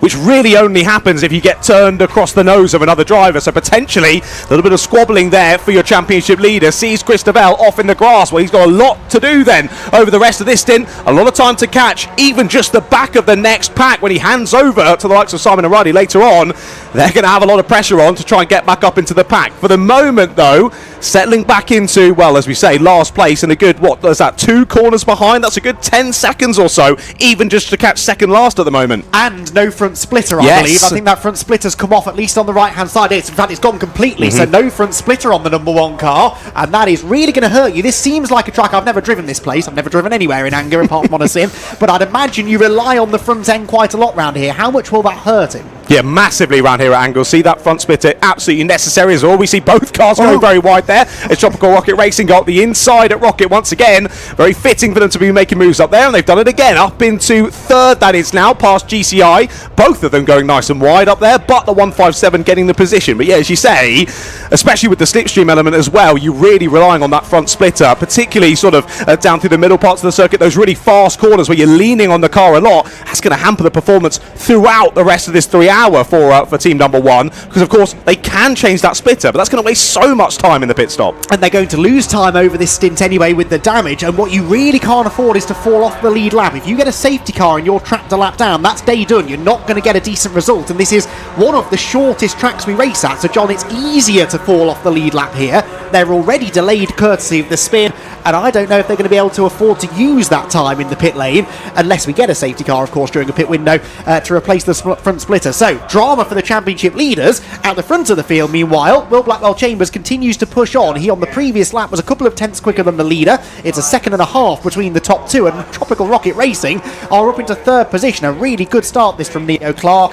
The Tropical Rocket car then carving its way up the order, and they're not the only ones making moves. There's an attempt here on the inside line of the Race Logic car into Rocket, but no way through. That will be the Axiometrics 103 of Chris Wetherall, who again knows how to get it done in Fun Cup racing and tried to move into Rocket, but was just not quite close enough. Indeed, a very experienced driver is Chris. He'll be getting well and truly stuck into this squabble at the sharp end very soon, won't he? But yes, Tropical Rocket, I mean, their best lap at 19.3. They put a 19.6 down on the last lap despite making that move on GCI, so there's clearly still more pace to find for Tropical Rocket Racing. I think themselves and Rod Boston, as we said earlier, the ones to watch here, they both looking to chase down Uvio at the moment, both ever so slightly faster on that last lap around the circuit. Saying that now, actually, sorry, Uvio back down into the 118 for the first time in this race, ever so slightly slower than the time from Rob Boston, but still right there matching pace. That's exactly what Uvio need to do here, because of course if Rob Boston get into that slipstream, they're going to quite quickly close up to the back of the leader. But as we've seen moves being made, of course, earlier on in this race. Very different to how we saw them in the Caterhams, of course, earlier on. 20-minute sprint race for that one. If someone's looking up the inside, you're going to defend it pretty hard, aren't you? In this one, drivers thinking a lot more long-term in this one. Right, someone's going for the move. Let's just let them go, slot in behind, and try not to lose time. So some slightly different racing to what we've seen already today, but very, very fun cuppers. There might be another one up into Rocket. That was actually a Metrics thinking about it again, but again, not quite close enough. No, not quite. I take your point about drivers maybe not fighting positions quite as hard, although this already feels... There we go. I rest my case. Off at the top of the hill goes one car after there was 3 wide contact, and they slide back onto the road. That was the 257 Red River Bonamy Grinds. It absolutely is. I was going to say the intensity level in this race already feels like it's higher than it ever was in what was a very exciting Caterham race, don't get me wrong, but with so many cars, identical in performance, a mixed up grid, this is what the opening stint of a Fun Cup race is all about. I can't believe we're only 9.5 minutes in. It feels like we've fit a whole race worth of action into this one. Fastest lap for the race leaders, so that's important. Fabulous Randaccio has got some serious pace, hasn't he? A 118.8 was about 2 tenths quicker than the second place car. Of course, neither of them have a slipstream, do they? Because Rob Boston Racing are nearly 2 seconds back, so that's genuine pace advantage for Uvio, who continue to pull away.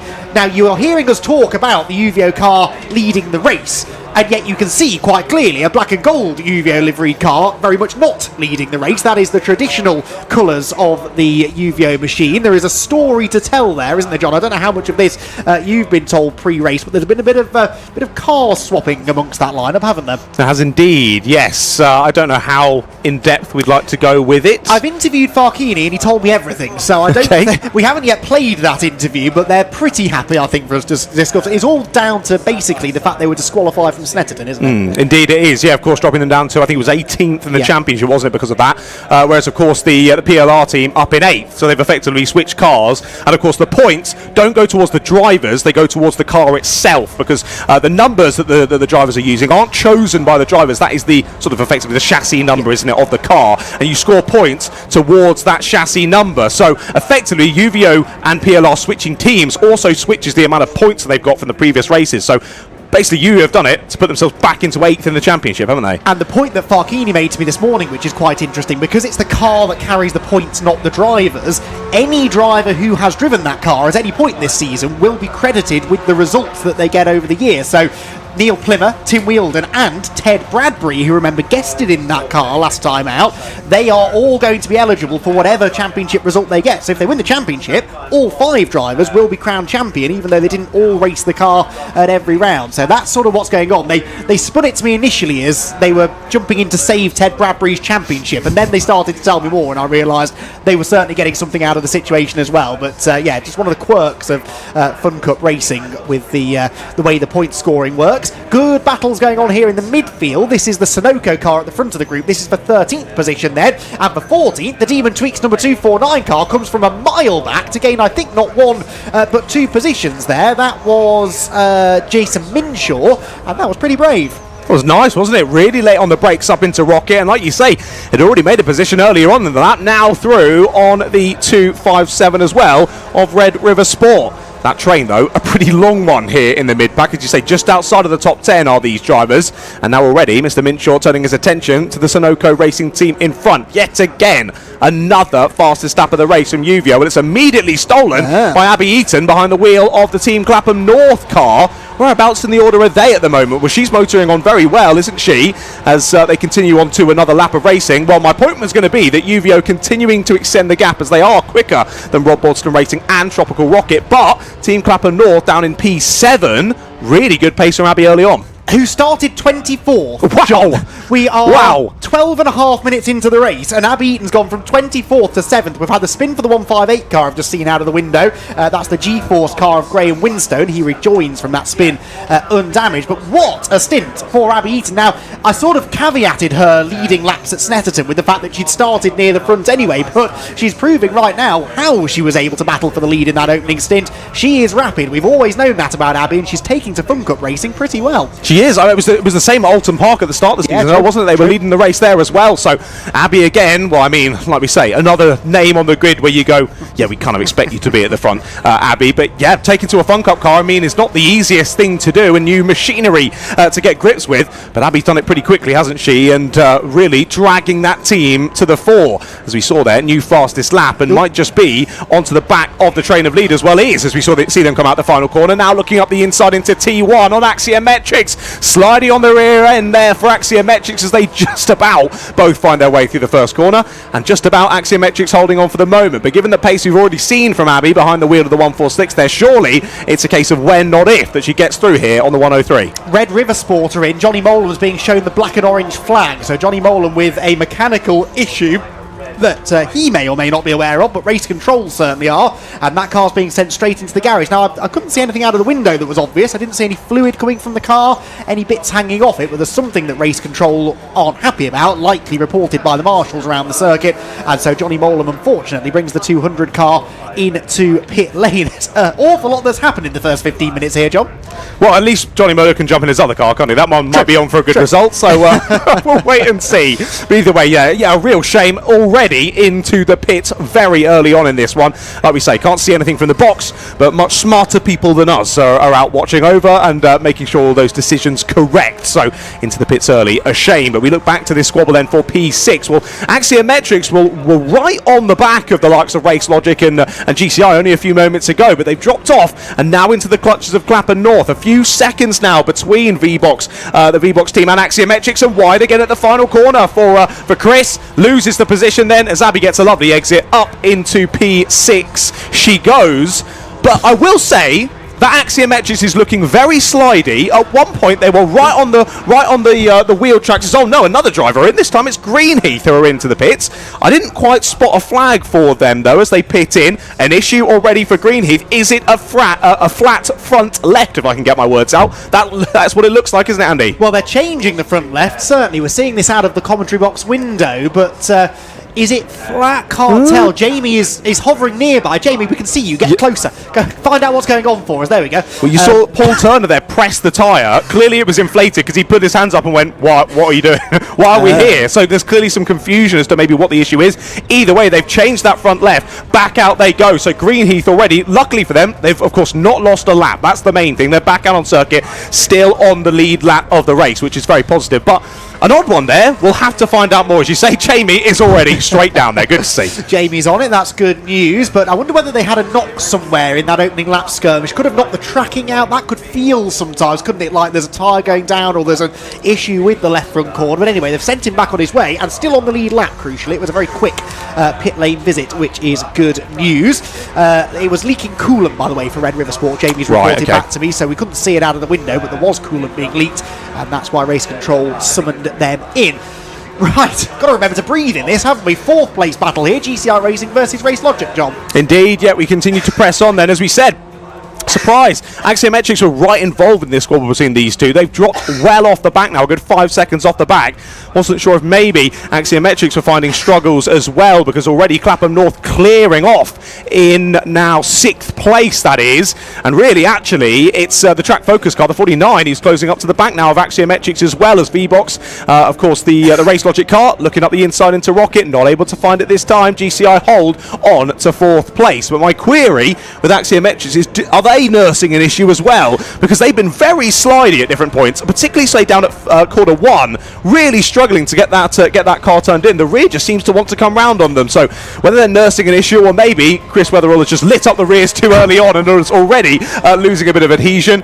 Either way, we wait and see. For the moment, they drop down to P7, and Abby Eaton continues to close up to this group for 4th and 5th. In fairness, John, they're not the only ones, though. I spotted a few drivers running wide out of the final corner, not having a lot of grip up at Rocket. I wonder if this is the wind that's starting to take effect. I spoke to a few drivers this morning, and I think yourself included, that said that the wind was quite a big deal here. We're so exposed to the wind, hanging off the edge of a cliff, essentially, overlooking the Irish Sea. So it's always quite windy. It is windy today, and if that wind catches you or there's a strong gust, it changes direction unexpectedly.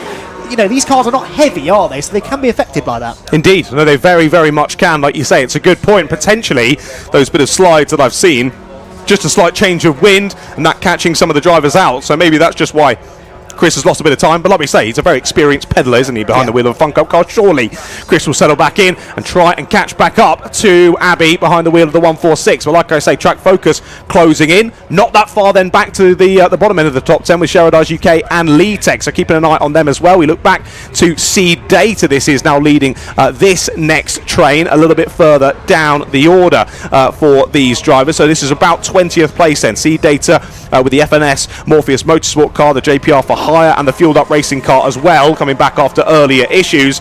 And that JPR for Hire car, as you mentioned at the start of the stream as well, the only one potentially on for this £10,000. At the moment, down in, 22nd place. So the potential is there, but as we've seen so many times across the Fun Cup field, getting yourself on a podium is easier said than done, let alone in your first ever race. Yes, and neither of them are massively experienced in Fun Cup. Avery Baker's done some historic racing, I believe. I think I'm right in saying Toby Hall is pretty new to it all. So they're learning, and they'd love to take home some money at the end of the day, but I think they're more interested in just honing their craft and learning as the day goes on.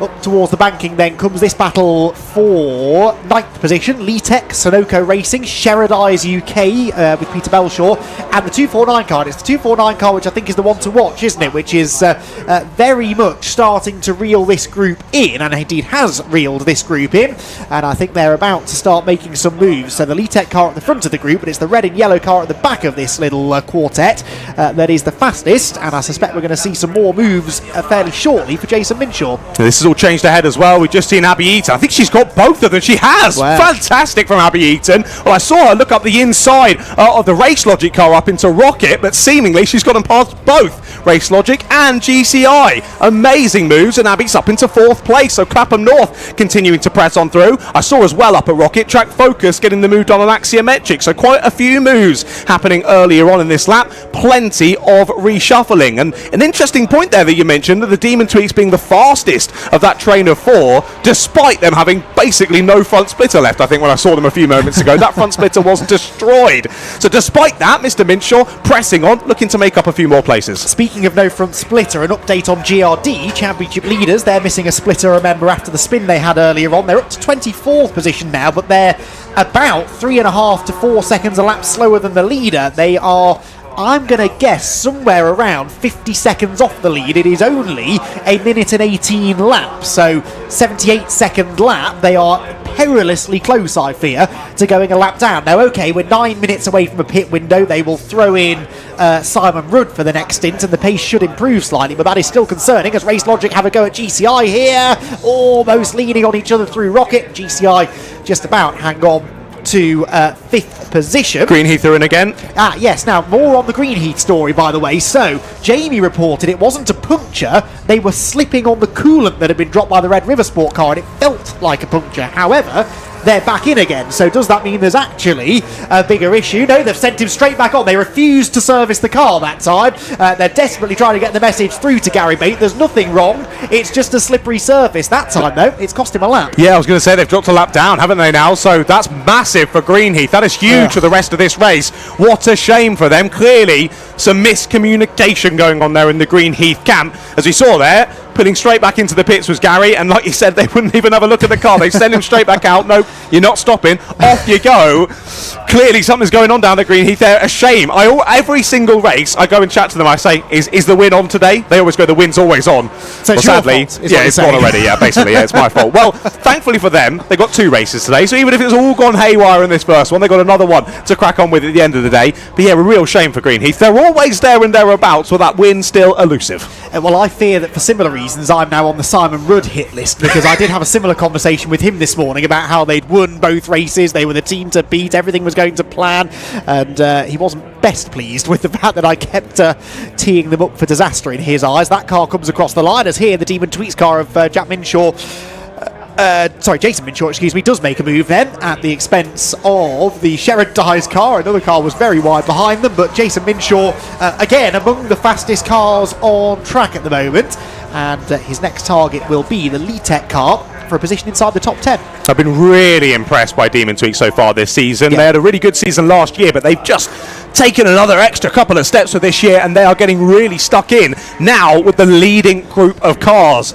So I've been really impressed with them this season, and as you say, Jason doing a cracking job so far in this race, getting the position done. Then past Sherrod UK they go, and they're in that nice position now near the sharp end where it's not that far ahead to the next group, so he's got something to focus on, to continue to press on and look to gain a few more places. We look back ahead again, looks as though the Race Logic car, yes, has now been overtaken by Track Focus. So again, we've not really spoken too much about the 49 in this race so far. They've been quietly pressing on through, but their pace has been epic. They now get past Race Logic, they're into the top 6. They're a hugely experienced duo, are Sean Cooper and Mike McCollum. They've been racing in Fun Cup on and off for about as long as I've been involved in it, so a decade or more.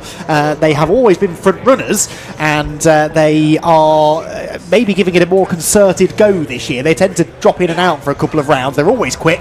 They haven't always had the best reliability, but they are always pace setters, and so good to see them on the charge. They're putting a lap here on the 158 car, which is the car that had the spin at the corkscrew earlier on, the G-Force car of both the G's, Gary Summers and Graham Winstone, or Graham Winstone as he's been written on my entry list in front of me. I suspect that's a typo, but that car a lap down after its early dramas.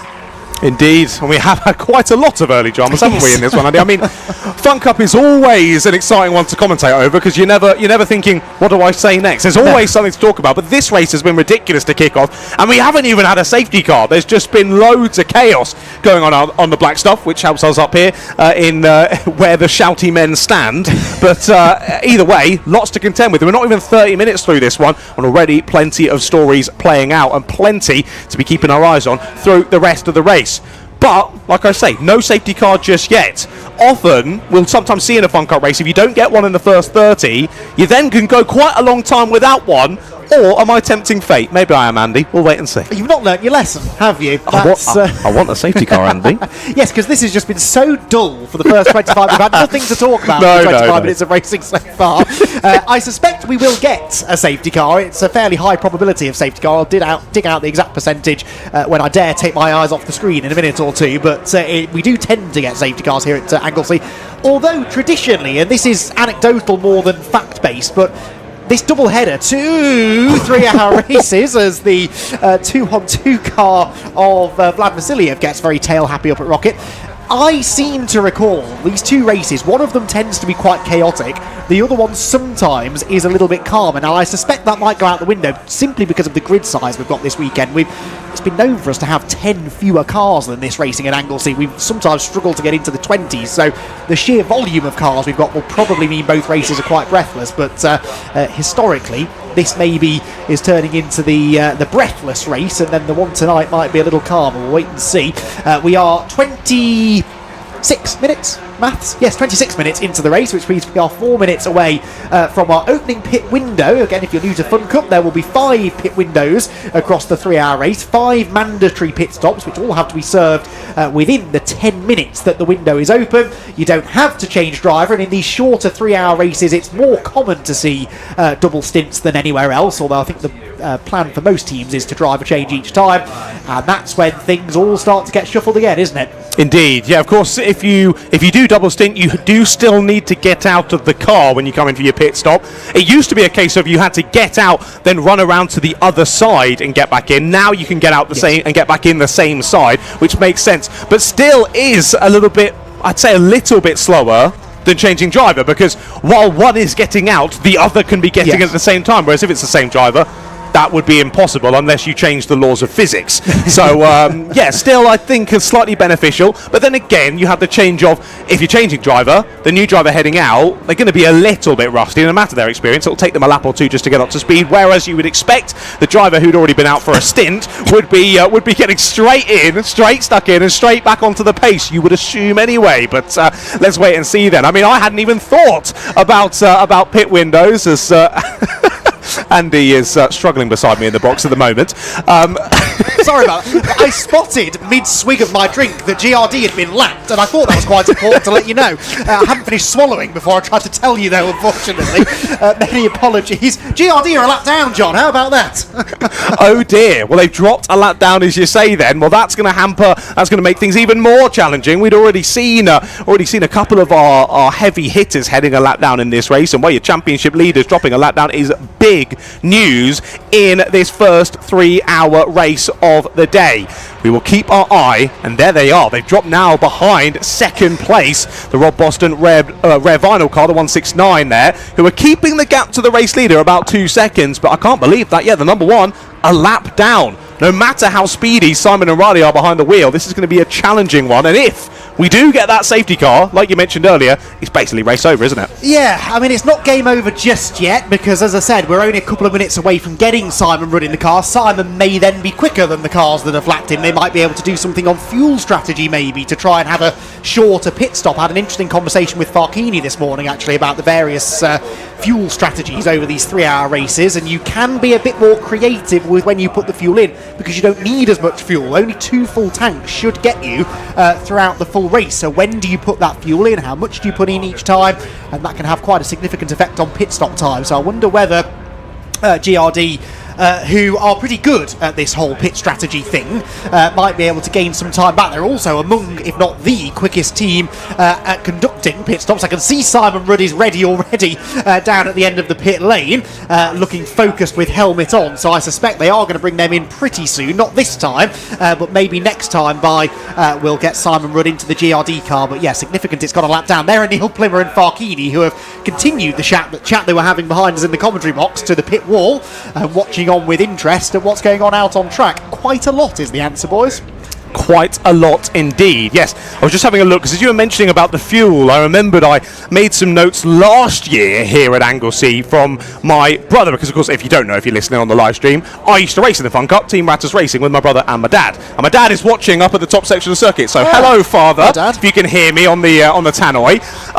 He gave me the notes because he was the one that always sorted our fuel strategy through the race. Says, I will go back to that in a second. That's less than ideal for Demon Twigs. Yes, this is the car that had been rocketing up the order. It's the Jason Minshaw car, and it's got damage to the right front corner. That will not be self-inflicted. There will have been contact with someone or something, someone more likely, and that has pulled the bodywork down. Now, that's not the end of the world. They can take the bodywork back up, and we are now in a pit window, so they don't actually have to suffer with this for too long. But hopefully it's not done any further damage to the steering or suspension.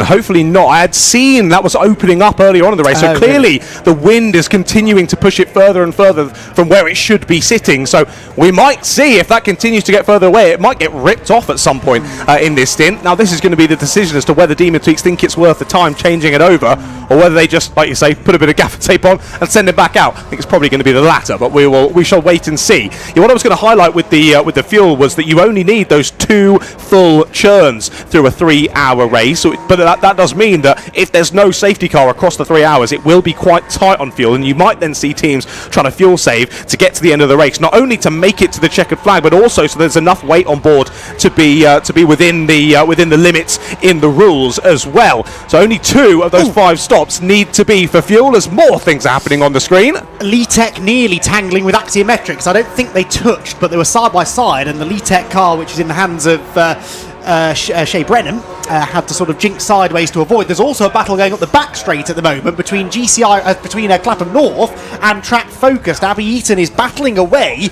with the Track Focused car of Sean Cooper, who is the fastest man on track at the moment. Sean Cooper, he's caught Abby Eaton. That in itself, based on her pace, is pretty impressive, and they're absolutely together heading up towards the hairpin at the top of the circuit. So we need to keep an eye on that battle for 4th place, because Sean Cooper is looking rapid. Those two have been absolutely motoring, haven't they? Hopefully they don't now hold each other up in battling with each other as those two continue to chase down the leading pack. As I was saying about the fuel, my final point, I promise, the 2 sort of decisions that you've got to go with. Oh, what's happening now? I'm going to interrupt you again because the championship leaders are in, as we suspected would be the game. We will get this fuel point out, I promise you. On the subject of fuel, I don't see any fuel waiting with GRD, so I think, to my point, they're going to try and have the speediest possible pit stop here, get Simon Rudd in, send him on his way. There's no fuel. They are looking at the front of the car, but they're not doing any work to it. There you can see it in the picture-in-picture. They're servicing the number 1 car, and this has to be a rapid pit stop. Don't be surprised, John, if after this pit cycle that car's back on the lead lap. Indeed, that's what they're hoping for, isn't it? Getting that fast, speedy stop done, get back onto the lead lap ASAP.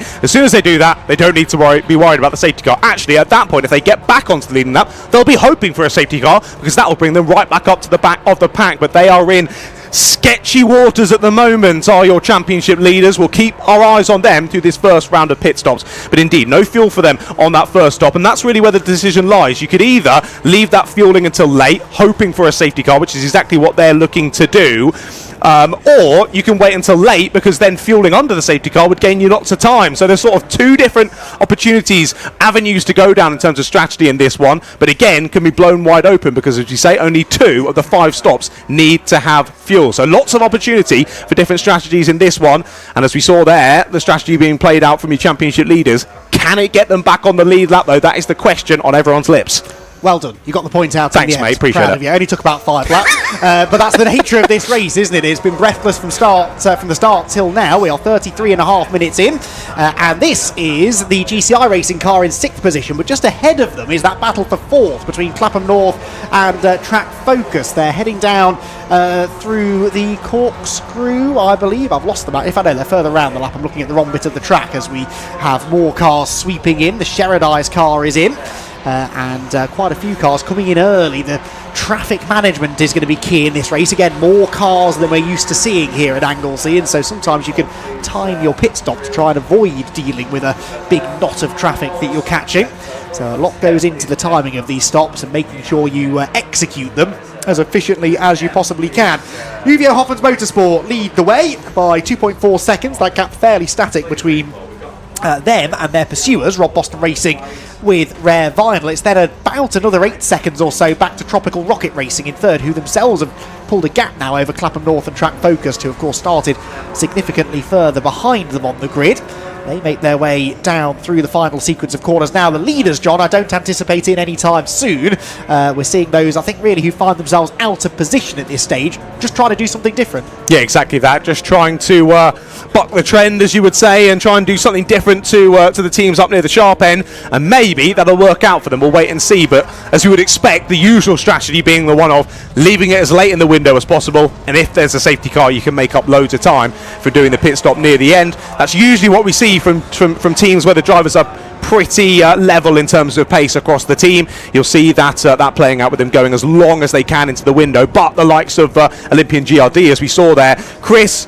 I always feel bad speaking about it because Chris is very fast in his own right, but he's drafted in two drivers who are mightily quick, so understandably so. They get him out the car early in the window just to maximise the time with Simon and Riley behind the wheel, particularly with what's played out in this race as well. That is their usual strategy, but even more poignant for today. Oh, GCI with a close moment there with the 207 Demon Tweaks car. GCI have pitted then, haven't they? Yes, they pitted earlier than some others.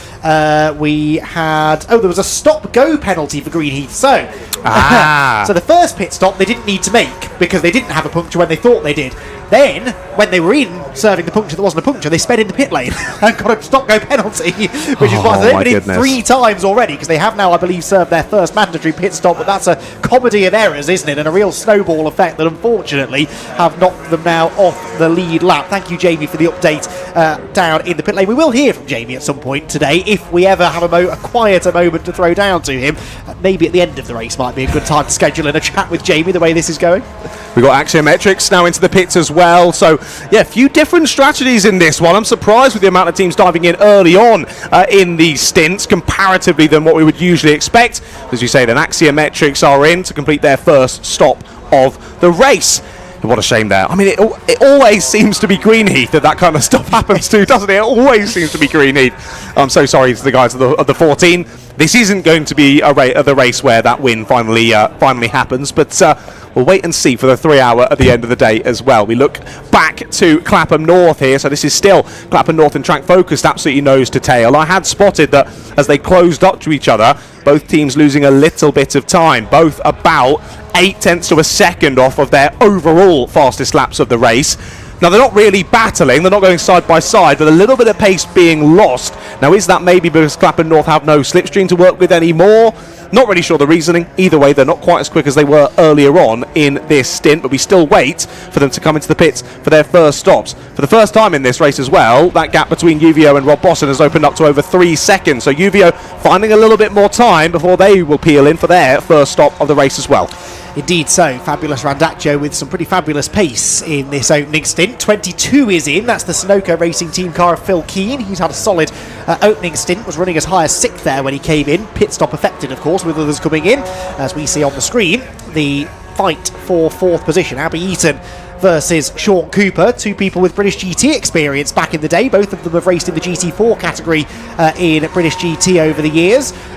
Sean Cooper, in fact, in his own track-focused racing run KTM, I seem to recall, back in the day. Abby in a Maserati, so they both had some slightly quirky cars to compete in back in the day, but they are now enjoying a good battle here in the Fun Cup. I think you can call these quirky cars as well, true. To be fair. This is true, yes. It's more fun that way, isn't it, I think? Everyone's got a McLaren these days, haven't they?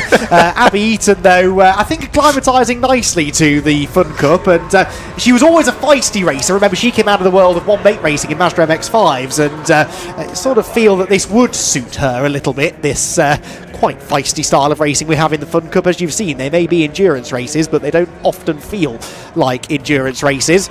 And Abby, I think, is going to have to get her elbows out here, because Sean Cooper does look maybe the quicker of the two. And as John was saying, there's no slipstream here for Abby to use to go any quicker. So if Sean feels that he is faster, it might serve him well to try and get this move made before he comes into the pit lane. Although, actually, that's imminent, because we're right at the end of the 10 minutes now.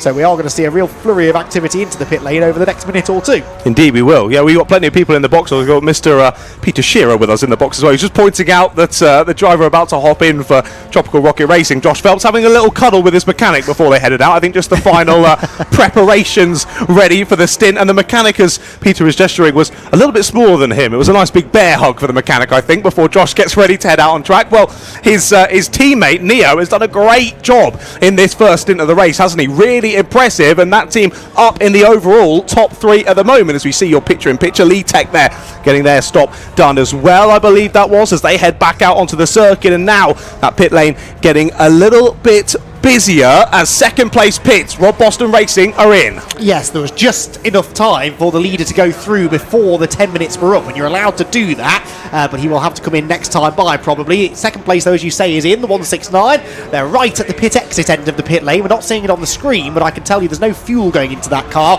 That seems to be the order of the day, doesn't it, to put the fuel in, as John was saying earlier on, put the fuel in towards the end of the race rather than now. You don't want to lose that track position when everyone's so bunched together, do you? Exactly that, especially given the fact that there's been no safety car during this first pit window. Leave it for now. The car will more than happily go on towards the next pit stop without any need for more fuel, so drivers will press on. I don't think I've seen any of our teams take any fuel in this pit stop. I don't know about you, Andy, and you've been looking out the window. I don't think any teams have taken fuel in this first round, so we'll have to wait and see. Surely some of them will go for it on pit stop number 2, even if it's just to buck the trend a little bit and try and do something different to get themselves back up into the order. Well, more moves being made here as the 146 goes up the inside of exposure lights. Of course, we've already seen exposure lights into the pits, so I think that's another lap being put on the exposure lights team, but they will gain that back. As I say, they've already pitted, so once these two peel into the pits, they will gain that lap straight back. Then as Demon Tweaks now into the pits as well, the 249 pits from 6th position. As we've got Vape Club, they head back out on circuit as well, so we're almost completed with this first round of pit stops. Then just a few more to head in, and we'll finally see what the order is looking like, and really we'll also see whether whether GRD have got themselves back onto the lead lap. Yes, that's a good point, actually. We'll keep an eye on that. So in come the leading group then, although not the leader, because they snuck another lap in, remember, Uvio, Hoffman's Motorsport. So as John was saying, they've gone round again, but Tropical Rocket Racing are in, so are Clapham North. No fuel for either of those cars, it looks as though this is just a standard driver change, which itself can be a slightly complicated procedure, but they are managing to do so well. Right, GLD have just gone across the line.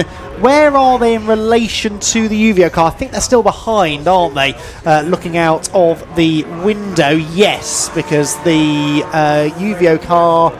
Where is the Uvio? Oh, they've not pitted. I've just told you they're not pitted, John, and I'm completely ignoring myself. We'll find out in a lap or so whether they're still on the lead lap, but in fact they're behind the vinyl detail car anyway, so definitely still one lap down, and in fact they've slipped behind Greenheath, interestingly, who, remember, are also one lap down. Indeed, yeah, of course. When Greenheath came back out after that stop-go, they were right behind Olympian. So now after GRD, my first slip off the day. I can't believe I've done it. GRD it is, of course. And Greenheath, after that stop-go penalty, they came back out just behind, so they slipped back in front ever so slightly over that first round of pit stops. But either way, right there with them, as we say, the two that we're watching to see if they get that lap back, but we watch and wait for Uvio to get that stop done, as there they are, just below us now, in that picture-in-picture in the bottom right-hand corner of your screen. They head back out on circuit, and I think they are still going to be well and truly in front, aren't they? Where even are the likes of Greenheath? Well, there is the Rob Boston car, car. Yes. And then here from Greenheath, and yes, so we're all seeing this out of the window, not on the screen, but we are commentating to the spectators' trackside as well, in fairness. So the leader back out of the pit lane now, that is Farkini. He's heading down into Church Corner, the third turn on the circuit. Rob Boston Racing are, to the eye, I'm going to say about 5 seconds back, so I'd say that's a slightly bigger gap than it was before that round of pit stops. The next cars in the line are Greenheath and GRD, so they're 10 seconds or so, I'd say, off getting back onto the lead lap, so well worth watching their pace. But Simon Rudd is not yet setting the timing screens alight. His last lap was a 1 minute 20.6. The leaders have been regularly in the low 1:19, so I have to suspect, John, that is mainly, if not completely, down to the lack of front splitter. Yeah, 100% is. You're entirely right. Doesn't matter if you're a prime Max Verstappen. If you lose that front splitter, you're going to struggle to get lap times out of a Fun Cup car here at Anglesey. So although Simon Rudd doing his absolute best to reel his way back into some good positions, still finding it tough. Well, he is closing up to the back of the Greenheath car, so he will get a position if he's able to get past the number 14. But as you say, a good 10 or 15 seconds still behind the Uvio car.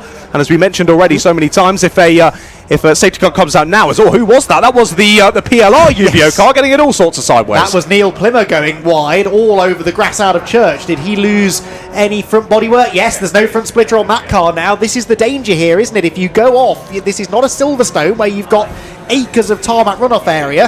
There's quite a lot of runoff area before you hit anything solid, but that grass is bumpy. These cars run so low to the ground, and that front splitter is so vulnerable, isn't it? Yes. Soon as you go through a compression on that grass, it just destroys the front splitter immediately. So avoid that green stuff, drivers. It's not going to help you. Right then, sounds as though Jamie is ready for the first time today for us to hand down to him in pit lane.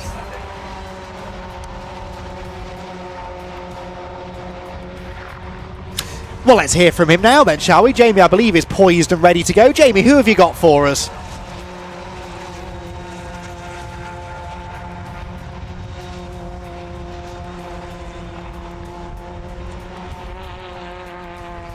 Well, we'll get that in a moment then. Jamie has vanished again somewhere down in the pit lane, but we will gather him together and whoever his latest victim, interviewee was, and we will hopefully get some stories from the pit lane. I suspect there's quite a lot to unpack from the pit lane after that opening 45 minutes. Whilst we're waiting for him, let's have a rundown of the top 10, shall we? UVO Hoffman's Motorsport lead the way then. Fabulous Randaccio now at the wheel of car 403. That is now officially a 6.9 second gap back to Rob Boston Racing with Rare Vinyl. The 169 car now in the hands of James Riley. Third place still for Tropical Rocket Racing. They're a further 16 seconds back, and the 157 car now driven by Josh Phelps. Then in fourth position, GCI Racing. That will now be Craig Butterworth, who was telling me this morning he really enjoys this place, feels that it suits his driving style, and he's doing well in fourth at the moment. Fifth position then for Team Clapham North. That car now handed over to George Grant, and it will then be Race Logic's number 210 car next.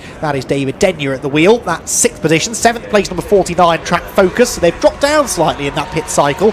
Mike McCullum now behind the wheel. Eighth place for Sherrodice UK, number 251. That is Matt Hyde. Ninth position, Axiometrics, number 103, John Perrott. And the top 10 completed by number 99, Letech. That is Christian Rose. Good to see Christian battling inside the top 10. So now finally we have an opportunity to breathe a little bit and take stock of the situation. The big winners and losers of that opening stint, well, clearly it's going well for UVO. They were quite confident, actually. When I spoke to them this morning, they were very happy that they'd been drawn on the front row. That rarely happens for UVO, it seems, and they were adamant they were going to take advantage of that. They very much have, and the fact that their big championship rivals, everyone's big championship rivals, GRD, are having a bit of a nightmare, this is a golden opportunity, isn't it? It's worked out quite well, hasn't it, to say the least. UVO, given, as you say, that start on the front row of the grid, courtesy of the random grids that we have in the Fun Cup, but still, that doesn't just gift them the race lead. They had to work for it, they got themselves there, and as we saw through that first round of pit stops as well, they've extended the gap, as Andy said, from about 2 seconds, or I think it was about 3 seconds, wasn't it, when they did end up pitting, now up to over 7 seconds. So actually, I will say, fair play to the Rob Boston crew, because UVO are absolutely electric with those pit stops of getting a driver out and a new driver in. So to have only lost about 3 or 4 seconds in that first round of pit stops to such an experienced team, impressive from the Rob Boston Rare Vinyl crew. Not that they're not experienced in and of themselves as well, but UVO, multiple champions in the past, to be within a couple of seconds of their pit stop is very impressive. And speaking of pit stops, you said we got time to breathe. Given it's a 3-hour race, those pit stops come thick and fast, so we've only got a few more minutes to wait for the next one. Yes, true, because it can bleed into the next stint, can't it? Because you can go another lap. Sometimes it can be 3 or 4 minutes into the next stint, technically, the final pit stops are made. And so, yeah, we are only 11 and a half minutes away from the next round of pit stops. Good point. And that means that for GRD, well, the plan was to put Chris Devell back in. I wonder whether they maybe try and do something a bit different here. And again, it's a difficult way. It's difficult to explain this without sounding like we're saying Chris Devell is slow. He's very, very quick, but by his own admission, Simon and Riley are the quicker drivers. Is it worth changing that? Stick Riley in now, try and get back on the lead lap? Who knows? I mean, Simon Rudd is not lapping as quick as the leaders. Could Riley Phillips go any faster? I'm not so sure, but it might be worth a go. It might be, yeah, it might be. I'm not sure how they would change it. Potential maybe for even Simon to just double stint, keep him in the rhythm of things, have him go back out, get those 2 stints done and dusted, as now the PLR UVO car comes in. This is not for a pit stop. That is... Looks like a drive-through. That was a drive-through. Yeah. What was that all about? Let me see if I can see a message. Well, yes, it was a drive-through, but we don't know why. Perhaps Jamie can find out for us. But a drive-through then for Neil Plimmer. That will drop him back in, still on the lead lap, I believe, but a little bit of ground lost. Where was he running at the time? He was... Thank you, 12th position. So yeah, still well on the lead lap, but another potential front-running team hitting drama. But again, if there's anywhere to get a drive-through, it's Anglesey. What were you saying about earlier about the short start, finish straight? It's not a very long one to do a drive-through here, so only really a handful of seconds lost there for PLR Uvio. Either way, they head back out on the circuit. I think only maybe 1 or 2 positions lost because of that as well. So not ideal, but either way, not race ruining. Far from it. As we see more drivers making moves down through the first couple of corners out of our commentary box window. Plenty more happening up at Rocket as well. There is the 2-1-2 now continuing on around the Vape Club car. Now I meant to mention as well, because of course you were saying that Ted Bradbury did a sort of more of a guest drive in another car. I tried to find out prior to this weekend as to why Vape Club weren't racing, but I didn't get an answer. I know that you were there, weren't you? Do you know why it was that Vape Club weren't out and driving, or have I asked a question which I shouldn't have asked? No, I think they had mechanical issues of some unknown description. Gotcha. Earlier in the weekend, and I think they weren't going to be very competitive with it. So Ted was itching to still race though, and I remember vividly seeing him dashing up and down the back of the garages when the decision was made that they weren't going to be racing, or Vlad wasn't going to be racing, to try and cut a deal with someone. And unsurprisingly, quite a lot of teams were quite keen to have him in their roster, so he very quickly found a new home. That's not really a huge shock because he's absolutely rapid, we know. Ted Bradbury, a real star of the Fun Cup these days, was a popular man at Snetterton. I'm more surprised it wasn't like, right, I'm doing stint 1 with this team, I'm doing stint 2 with this team, I'm doing stint 3 over here. Yeah, I can imagine a few teams were very eager to have him amongst their folds for that race, but either way, he's back in where he should be for this one, and the team down at Vape Club doing a good job so far. Change for third, GCI Racing ahead of Tropical Rocket Racing, so the 111 car of Craig Butterworth. He said he goes well here at Snetterton? At Anglesey. He goes well at Snetterton as well, he was telling me. He likes the sort of slower, more technical circuits, and this is certainly one of them. 248 are in, by the way. This is to serve a speeding penalty, a stop-go penalty for speeding in the pit lane. This is Toby Hall's first ever race in anything, period. Wow. JB tells me, and unfortunately he's picked up a drive-through penalty, although it might not have been him that was guilty of speeding in the pit lane, I suppose. We'll give him the benefit of the doubt. Hopefully he kept within speed limits on the way back out onto the track, and he can rejoin the race. Battle here then between Race Logic, Leatech and Track Focused. Race Logic and Leatech have both just got ahead of Track Focused. Mike McCollum struggling a little bit in this stint, whereas the Race Logic car is coming back into this slightly, and it's Christian Rose, remember, in the 99 Leatech car behind. So Christian into 9th place. They've got a sea of traffic in front of them, and this could well be Christian's opportunity to try and get past Race Logic, but he gets balked there slightly by the G-Force car and has to settle back into line.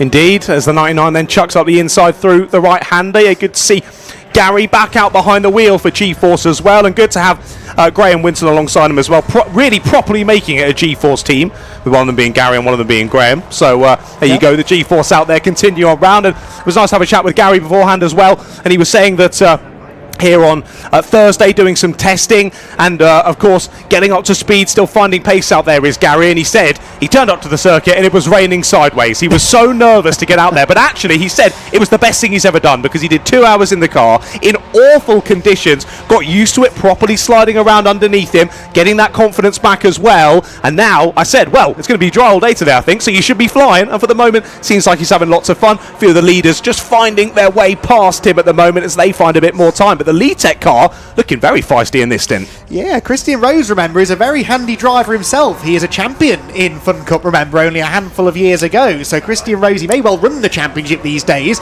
but he is very handy behind the wheel. He's making his move here against Race Logic up the school straight. He's on the right-hand side of the road. That's the inside for the 2 right-hand kinks, but it's the outside for the braking zone up at Rocket. And I suspect David Denyer will put up a fight here. Christian, though, stands his ground on the outside, goes onto the grass, bounces over the curb, and yes, makes the move stick. Must be a slightly nerve-wracking thing for Christian as the man who runs the championship to go door to door with his customers, but he did so cleanly, manages to take a fairly impressive 8th place. Yeah, I'd forgotten it was Christian behind the wheel. I'm less surprised now to see him motoring on so well in this stint. Yeah, lovely move there, and again, You see that a lot from drivers. If they make the move round the outside at Rocket, then flowing into the next right-hander, they'll drop a wheel onto the grass just to hook that inside curb, keep themselves on the inside line with the power fully down, and allows them to drag out the corner nicer than the driver on the outside line and gain the place. So great racing there from Christian Rose, and like you say, keeping it nice and clean as well as he battles with the customers. Well, the V-Box team, Race Logic, were under pressure there. They've had the move made by Leatech. They're through into 8th, and now it's the Track Focus car right onto their rear bumper. Of course, they have the fastest lap from earlier on in the race. Of course, that was the other driver behind the wheel of the 49, but either way, still looking very speedy and might just relegate Race Logic down to the bottom end of the top 10 now if they can find their way through. But Christian Rose behind the wheel of the Leatech car now has a few seconds to make up to try and put some pressure onto Axiometrics. But as we look further forward, here's the battle over 5th place. This is Clapham North and Sherrodice UK nose to tail, as Abby has now given control over to George. As George under pressure, Sherrodice up the inside, up into P5 they go. That's Matt Hyde then in the Sherrodice UK car, nipping up the inside, and absolutely right, claiming 5th position heading into Peel. So through goes the 251 car, and George Grant could do worse now than just settling into the wheel tracks of that car, trying to work with them. However, Axiometrics are also catching them. The 103 car, which is now being driven by John Perrott, the orange and black car there at the top of shot, is also battling these two for position. And in fact, Christian Rose is the next car behind them, and he's arguably the fastest of this bunch. So there's some good battling to be had, I think, over the next few laps in this group. The Axiometrics car ranging up behind the beautifully liveried Clapham North car, I have to say. They've done a really good job with the wrap on that car, and George Grant getting quicker every time he gets into the car. Abby Eaton, as we've already waxed lyrical about, is very quick in that car too, and he's about to find himself under some more pressure here, George Grant, with John Perrott almost within striking range. In fact, he's within slipstreaming range just about, heading towards Rocket. Indeed, as you say, Christian Rose the fastest of the second half of the top 10 at the moment, so he's closing in on these drivers. As up the inside goes Axiometrics into Rocket, the 103 makes the move now, and through past Clapham North they go. So back into the top 6 then for Axiometrics, and as we say, Leatech quickly closing in as well, and they are dragging along Track Focused and Race Logic for the party as well. So I think we might see within sort of 3 or 4 laps that Clapham North car slipping out of the top 10. But as we say, as long as George can settle into this stint, find some good pace here, ready to hand back over to Abby, they should stick within the shout here of this scrap for the bottom end of the top 10. And as we said earlier, I mean, it's not very long until that next pit stop, is it? Only a few minutes until we head into that one. They come very quickly here in these 3-hour races at Anglesey. It just adds more excitement for us to enjoy. But like I said, Christian Rose behind the wheel of the 99, fastest of that second half, and he is really dragging that team up to some pretty impressive lofty heights. Simon Rudd update, by the way. GRD are up to 22nd place now, and were quicker than the leaders last time. A 19.5 for Simon Rudd. That's a genuinely quick lap time. So you always see this, don't you, with drivers. If they're racing with a bit of damage or an issue with the car, they sort of learn to drive around it a little bit, and as the stint has gone on, Simon has become more and more competitive. We're sort of talking about this race like it's a complete disaster for GRD, and by their high standards it is, but actually on a short lap, if we don't get many safety cars, lots of cars will go a lap down. They could still end up in the top 10 by the end of this race, couldn't they? So as long as they can score some points, they can use this, they hope, as a dropped score. It might not be quite as doom and gloom as we thought. It's not a win, which is what they expect of themselves these days, but they could still salvage something decent.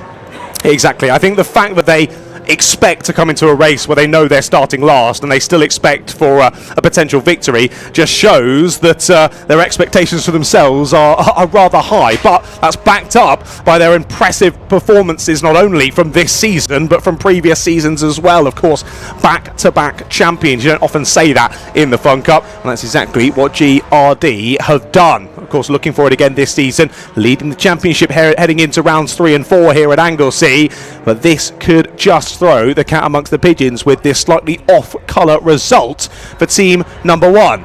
But like we say, again, quite a nice time to do it really here at round number 3 at Anglesey, because they've not got the long wait then on to the next round. Usually, if something goes wrong, they've got to wait usually really a whole month to do anything about it. And they've got to stifle in that frustration of their performance. But here today, they can put it all behind them. Only a few hours later, they get the chance to go out and do it all again. And also, for the first time this season, they won't be starting in last if they can't win this race. So they'll actually get a random grid draw. They'll start a little bit further up, and there's even more opportunity for them to get another win to their name across the season. And as Andy mentioned, can use this one, they'll be hoping anyway, as one of their drop scores for the season. More moves being made. Again, I'm being caught out by this UVO car. That is not the UVO car. That is the PLR UVO car there in the 225. Getting past the two O's. No, not the 207. That's the Demon Tweaks 2 car. That is the red Demon Tweaks car, who is slightly further ahead at the moment. They were in 13th place. They have now had that stolen away by PLR UVO. So into 13th go PLR UVO. Demon Tweaks now in 14th. And Team Viking Ursus Capital Racing with them as well. They're in P15. So these drivers all very close together. And only a few seconds ahead then to Vape Club with Morpheus Motorsport as well. They're in P12. As we now tick on and in to our second pit window of the race. We said they would come thick and fast here in a 3-hour Fun Cup endurance race, and they are. We're already into the second one of 5 across this 3-hour endurance race. So 10 minutes, once again, pit window is open. Now we saw a few teams in that first round of pit stops coming in quite early. I expect we won't see that quite as much here in the second round, but I can already see a few drivers getting ready to go down in pit lane, a few already suited and booted, getting ready to jump into the cars, as these two continue to do battle. Well, we saw PLR UVO gain the place here on the previous lap. Well, Demon Tweaks, the Mintshaws, looking to fight back, not able to get the inside line this time up into Rocket. They'll have to rethink that one, and as we say, they've got Viking and Ursus Capital Racing right there with their wheel tracks as well. Little lock up there for PLR, but for the moment they continue to hold their place after they gained it, as I say, only a lap or so ago. But Team Viking and Ursus Capital, also a very impressive outfit. Of course, they took a couple of seasons away over the last couple of years to focus on their racing out in Europe, also in Fun Cup cars, but over on the mainland there in Europe. And they were very impressive as well. But they mentioned when I saw them back at Alton Park at the start of the season that they missed the Fun Cup UK paddock. They missed the camaraderie of the paddock and everyone getting stuck in, everyone wanting each other to have the best possible time here. And that is what it all comes back to. Fun Cup is just such a lovely and welcoming paddock. But when the helmets go on and the visors go down, it is every man and woman for themselves out there on circuit. Sadly, there looks to possibly be an issue with one of the drivers. The 109 going a little bit slowly there out of the final corner. Is that an issue, or just a driver trying to find a little bit more pace? It's the FNS Morpheus Motorsport car. They've just dropped down into 22nd place. 1 minute 26 on the last lap, so about 6 or 7 seconds off of the pace at the moment. We'll keep an eye on them to see whether they drop down the order. Don't give me that look, Mr. McEwen. Those numbers do come up a lot, don't they? I've noticed. I've had a few slip-ups. Peter said exactly the same to me earlier. I nearly did it to him, but I realised he probably won't know what I'm on about, so I left it. But what are you trying to say? I tried to avoid it today, but I've already made it. I've already done it. In come Track Focus, moving swiftly on. And Track Focus then for their pit stop. This is going to be a fuel stop for the 49 car. Mike McCollum is going to be jumping out. Sean Cooper getting back in. And we've got George Grant in for Clapham North as well. George Grant getting out and dragged out fairly robustly by a Clapham North team member, and fuel going in. It looks like they're having a bit of trouble getting that fuel churn synced up. Now it's in, but that was a slightly slow stop, I'd say, for Clapham North. And I have to say, the Track Focus car's been in for a long time as well. Neither of these are particularly rapid stops for these two cars. So a little bit of drama in the pit lane and nearly a bit of drama there for the 2-on-2 Vape Club car as it got blocked by the Signature RV machine as it came out of its pit bay. So second round of pit stops well and truly underway, and yeah, they're struggling to get the Clapham North car going, aren't they? So the Clapham North car then does now get a push start, but Abby Eaton's second stint of the race doesn't get off to the best of starts with a definite delay there. That was a long time spent in the pit lane. So they make their way around the banking. Out the window, I've just spotted Greenheath and GRD bump drafting quite aggressively up the back straight. Those two have been working together ever since the beginning of this stint to try and get themselves back onto the lead lap, but not really happening yet. I'm intrigued to see what happens actually with GRD's strategy here, whether they decide they're going to try and mix things up with their driver lineup, or whether they are going to stick to Christopher getting in next time. We'll find out at the end of the pit window, I suspect, when they come in. There is Abby Eaton in the Clapham North car with Tropical Rocket racing behind her. Of course, Tropical Rocket haven't pitted yet. They're in 4th position, owing us a pit stop in the 157 car. And that will be for Neo Clark. No, it won't. It will be for Josh Phelps to stay in, actually. As I said, off has gone the Viking car. This is up at the banking, question mark. Yes, it was. And the 170 car in the hands of Colin Kingsnorth has been off the track. No damage done, though, thankfully. Count yourself quite lucky, actually, if you go off here, as we've seen today, and don't sustain any damage. So that was a lucky escape in a way, but did they jump or were they pushed is the question. Was there contact, or did they just slip off the track by themselves? And if there was contact, has the other car sustained damage? You can see the damage to the front of the Demon Tweaks car. Now, one car we did see have a little excursion in the first part of the race was Paul Ellis Smith's machine, and he is down in the pit lane now, ready to answer for himself, I believe, with Jamie Peters-Ennis. I am Andy. Yes. First of all, welcome back. We've missed you and Wendy. First of all, what happened on the first lap? Oh, well, I don't like to be in the front for too long, Jamie, so I just thought I'd let everybody else have a chance this time, first time back.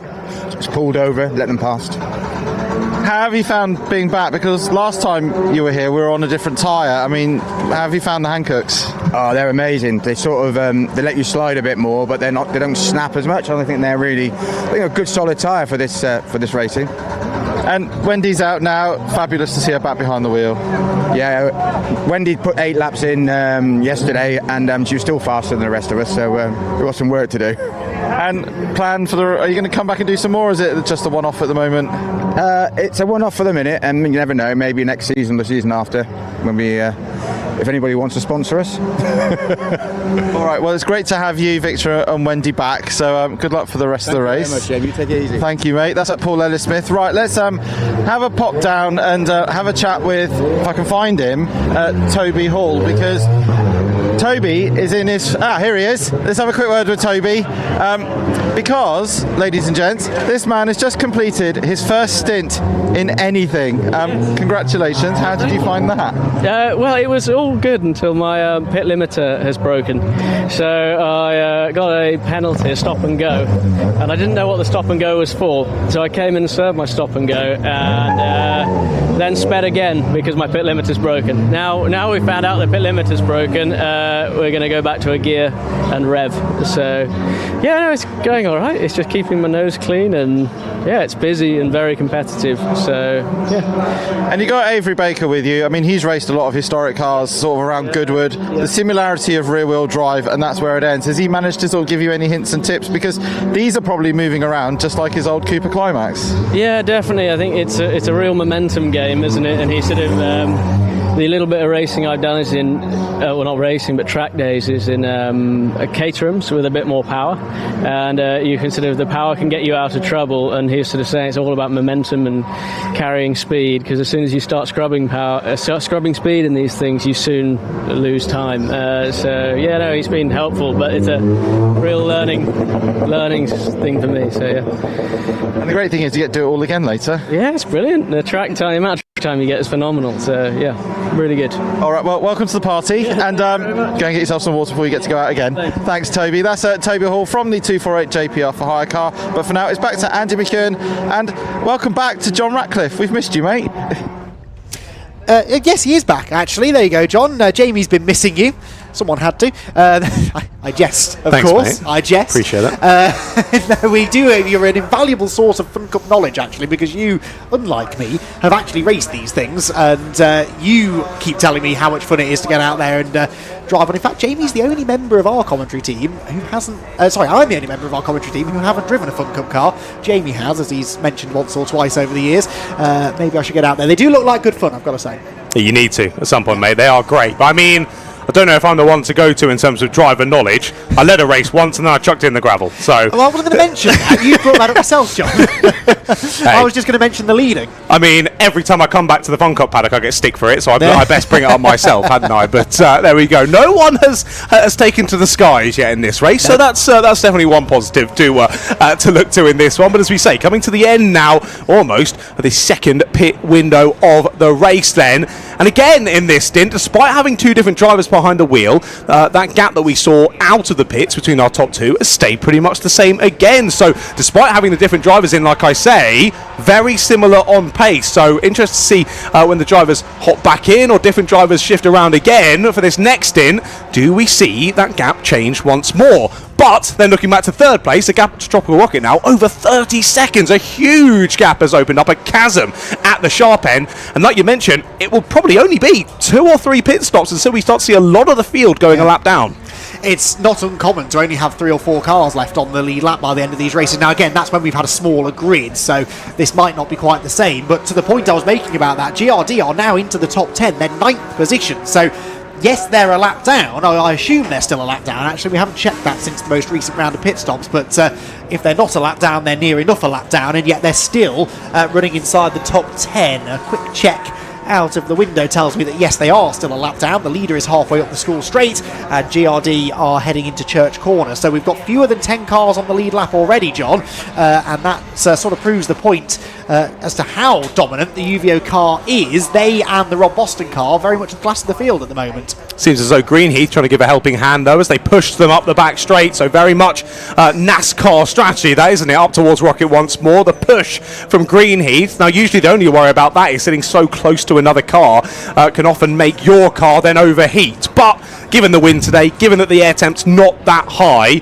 not so much for Greenheath to worry about. They can push GRD up the straight. I nearly said the wrong name again. Nearly pushed GRD up the straight, giving them a good helping hand, but it's still not really helping each of them out enough as much as they need it to bring this race back into their hands. We'll wait and see as it plays out, as now once again second place pitting before first. Rob Boston into the pits for their second stop of the race, and interesting to see, of course, first round of pit stops, they lost about 3, 4, 5 seconds in the first round. Let's see if that's the same again here in this second round. Do they lose more? Do they lose less?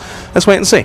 Yes, so actually I was saying GRD are still a lap down. Of course, they haven't pitted yet, have they? Nor have the leaders, so we'll see what they do in their next pit stop. Could be quite interesting. Back into the race are about to go what was the second placed car, the Rob Boston car. It is also Riley that's getting in. Oh, it is? I can see him. I can see him. He's waiting down in pit lane, so they have switched around the strategy. I thought maybe they double stint Simon, but no, they've gone with Riley for stint number 3. As you say, Simon, I mean, he was finding some good pace, but consistent pace tough to find. We think that's probably to do with the splitter, but they're hedging their bets. Let's see what Riley can do behind the wheel. Yes, so they'll be in this time, and good spot that, John, that Riley is getting into the car. So there is the Tropical Rocket Racing car. This has been a fairly lengthy pit stop, I would wager. They've been in for a little while. Driver change and fuel. Most teams putting fuel in at this round of pit stops, and a couple of double fueled, I've noticed. Leaders are in now as well. The leader is just coming into the pit lane. You'll see it in the picture-in-picture. Just behind the Tropical Rocket Racing car is going to be the 403 UVO Hoffman's Motorsport machine. They're pitting out of our sight, I think. Oh, in fact, there they are, and there is one churn of fuel at least going in. Out gets Farkini, in will get Fabulous, and it is going to be a full churn of fuel. We've also got the Simon Rudd driven GRD car in. Are they going to take fuel?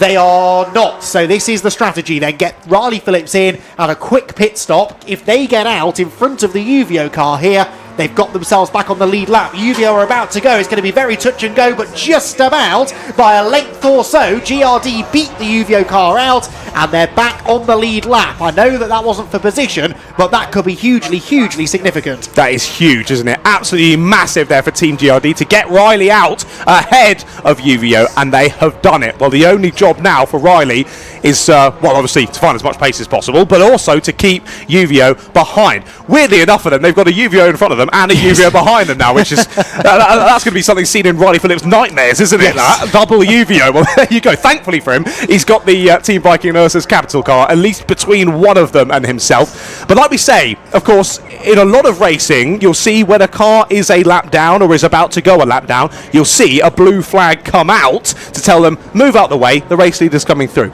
We don't have those in Fun Cup. Riley is more than allowed to defend, and I think if UVO find pace here to try and get past Olympian, that's exactly what they're going to do. They're going to be defending like they're trying to hold on to the lead of the race here, just to keep UVO behind so that they stay on that lead lap, and they are more than entitled to do that within the rules. Now that could also affect how this race plays out. If they start defending on UVO, potential that Rob Boston Rare Vinyl car could close back up again. Yes, actually, we need to get a read on that gap, don't we? We'll find out momentarily, because here comes the leader then out of the final corner. The leader is not GRD, it is the third car in this queue. The second of the UVO cars leads the race, and it's a sizable gap back to the Rob Boston car, which is only now coming out of the final corner. It's more than 7 or 8 seconds, I would say. It is... Oh, come on. Timing screen, 13 seconds, the gap between the two of them. So 13 or 12.9 seconds. So that is, again, a gain in the pits for UVO. So, ahead on the road is the GRD car. The problem is, though, John, I don't think they're going to get away from UVO, because we know that those two cars are normally quite evenly matched, and UVO have got a slipstream, and we know at the next round of pit stops they're going to have to put fuel in the GRD car, which is about to go a lap down anyway, as Fabulous Randaccio goes to the inside of Riley Phillips. So, okay, short-term gain, they're back in and around being on the lead lap, but they're going to have a longer pit stop next time, whereas we know that UVO might now have the fuel, if not to get right to the end, to certainly only need a splash of fuel maybe at a later pit stop. So I do still think this is unlikely for that number one car to end up back on the lead lap long term.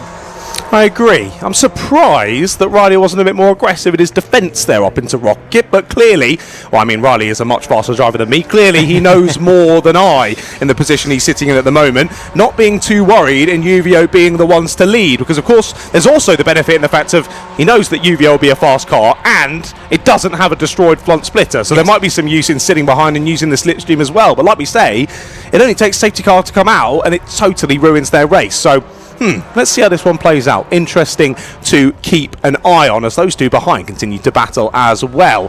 That, I think, is still for position, is it not? As I try and look further down, it is. So PLR, UVO and Team Viking Nurses Capital, they are battling over 15th place just behind as well. Of course, those drivers a lap down also. So yeah, plenty to shape itself out through the rest of this one. Plenty of talking points, but for once in a Fun Cup race, I don't really know what's about to happen. I can't really work out how this race is going to sort itself out. No, I'm with you. What I can tell you has happened is Sheridies are into a podium place now, so I think there's been a bit of alternate fuel strategies going on there. There's been a much bigger movement up and down the order for a few teams in that round of pit stops than the previous one. So I think some of the leading cars have taken fuel, and some of those toward the back of the top 10 perhaps haven't. So Sheridies have leapfrogged up into third. Lee Tech up to fourth. They were about 8th at the start of the pit stop cycle. Tropical Rocket, though, who I know did take fuel, they've dropped down to 5th. Signature RV, meanwhile, have just set the fastest lap of the race, which probably means that it's Marcus Clutton in the car. It does mean that it's Marcus Clutton in the car, and the British GT race winner and hugely experienced and successful Fun Cup racer is setting really quick times, and that car is still in the mix here for a good result. They're in 6th position at the moment, ahead of Vape Club. That car, remember, which has just been driven by Vlad Vasiliev for the first 2 stints, now has Ted Bradbury in, and he will double stint at the end, Ted. So that car is going to start flying in 7th position. Track Focused are still in the top 10 there, 8th position, ahead of Red River Sports number 257 car, and the Clapham North car, back in the hands of Abby Eaton, has been making good progress and is back now into the top 10.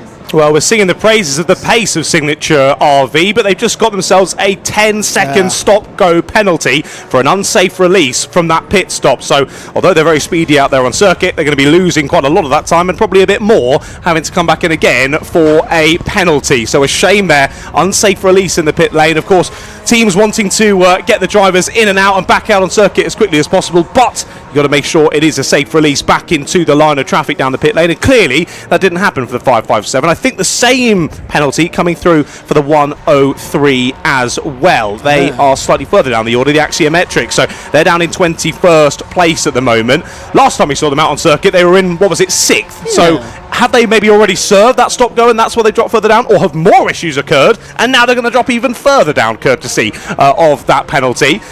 Which one is it, They Andy? haven't served the penalty. Wow. They've only been in twice, so they've had a drama somewhere, Axiometrics, that either we've missed or has happened out of our sight. But yeah, Axiometrics have really lost a lot of ground. That's why I had a puzzled look on my face. I'd seen they were 21st, and that didn't seem right. 248, by the way, have also had another speed limit violation in the pit lane, so that's a 10-second stop go that they've just had to serve as the penalties come in thick and fast. This, though, is your race leader, Fabulous Randaccio. They came out of the pit lane, UV Hoffman's Motorsport, with a bigger lead over second place, and they're only extending that now. Riley Phillips is staying with them, but that's no good. He needs to get ahead of the UVO car, really, and hope for a safety car, but his problem is, even if he can get ahead of Fabulous Randaccio, there's a very good chance he won't stay there. So, really tough position this for Riley, and I almost think they have to just sort of turn their attentions now, GRD, to just damage limitation. Just get whatever points they can get. They're in 14th place. A top 10 is still very doable, even if they end up not quite on the lead lap and not able to fight for a podium. I think that's exactly why he is sitting behind your race leader at the moment, because, like you say, although he then will drop a lap down if the safety car comes out, it is allowing for them to pick up more positions. They've just got past the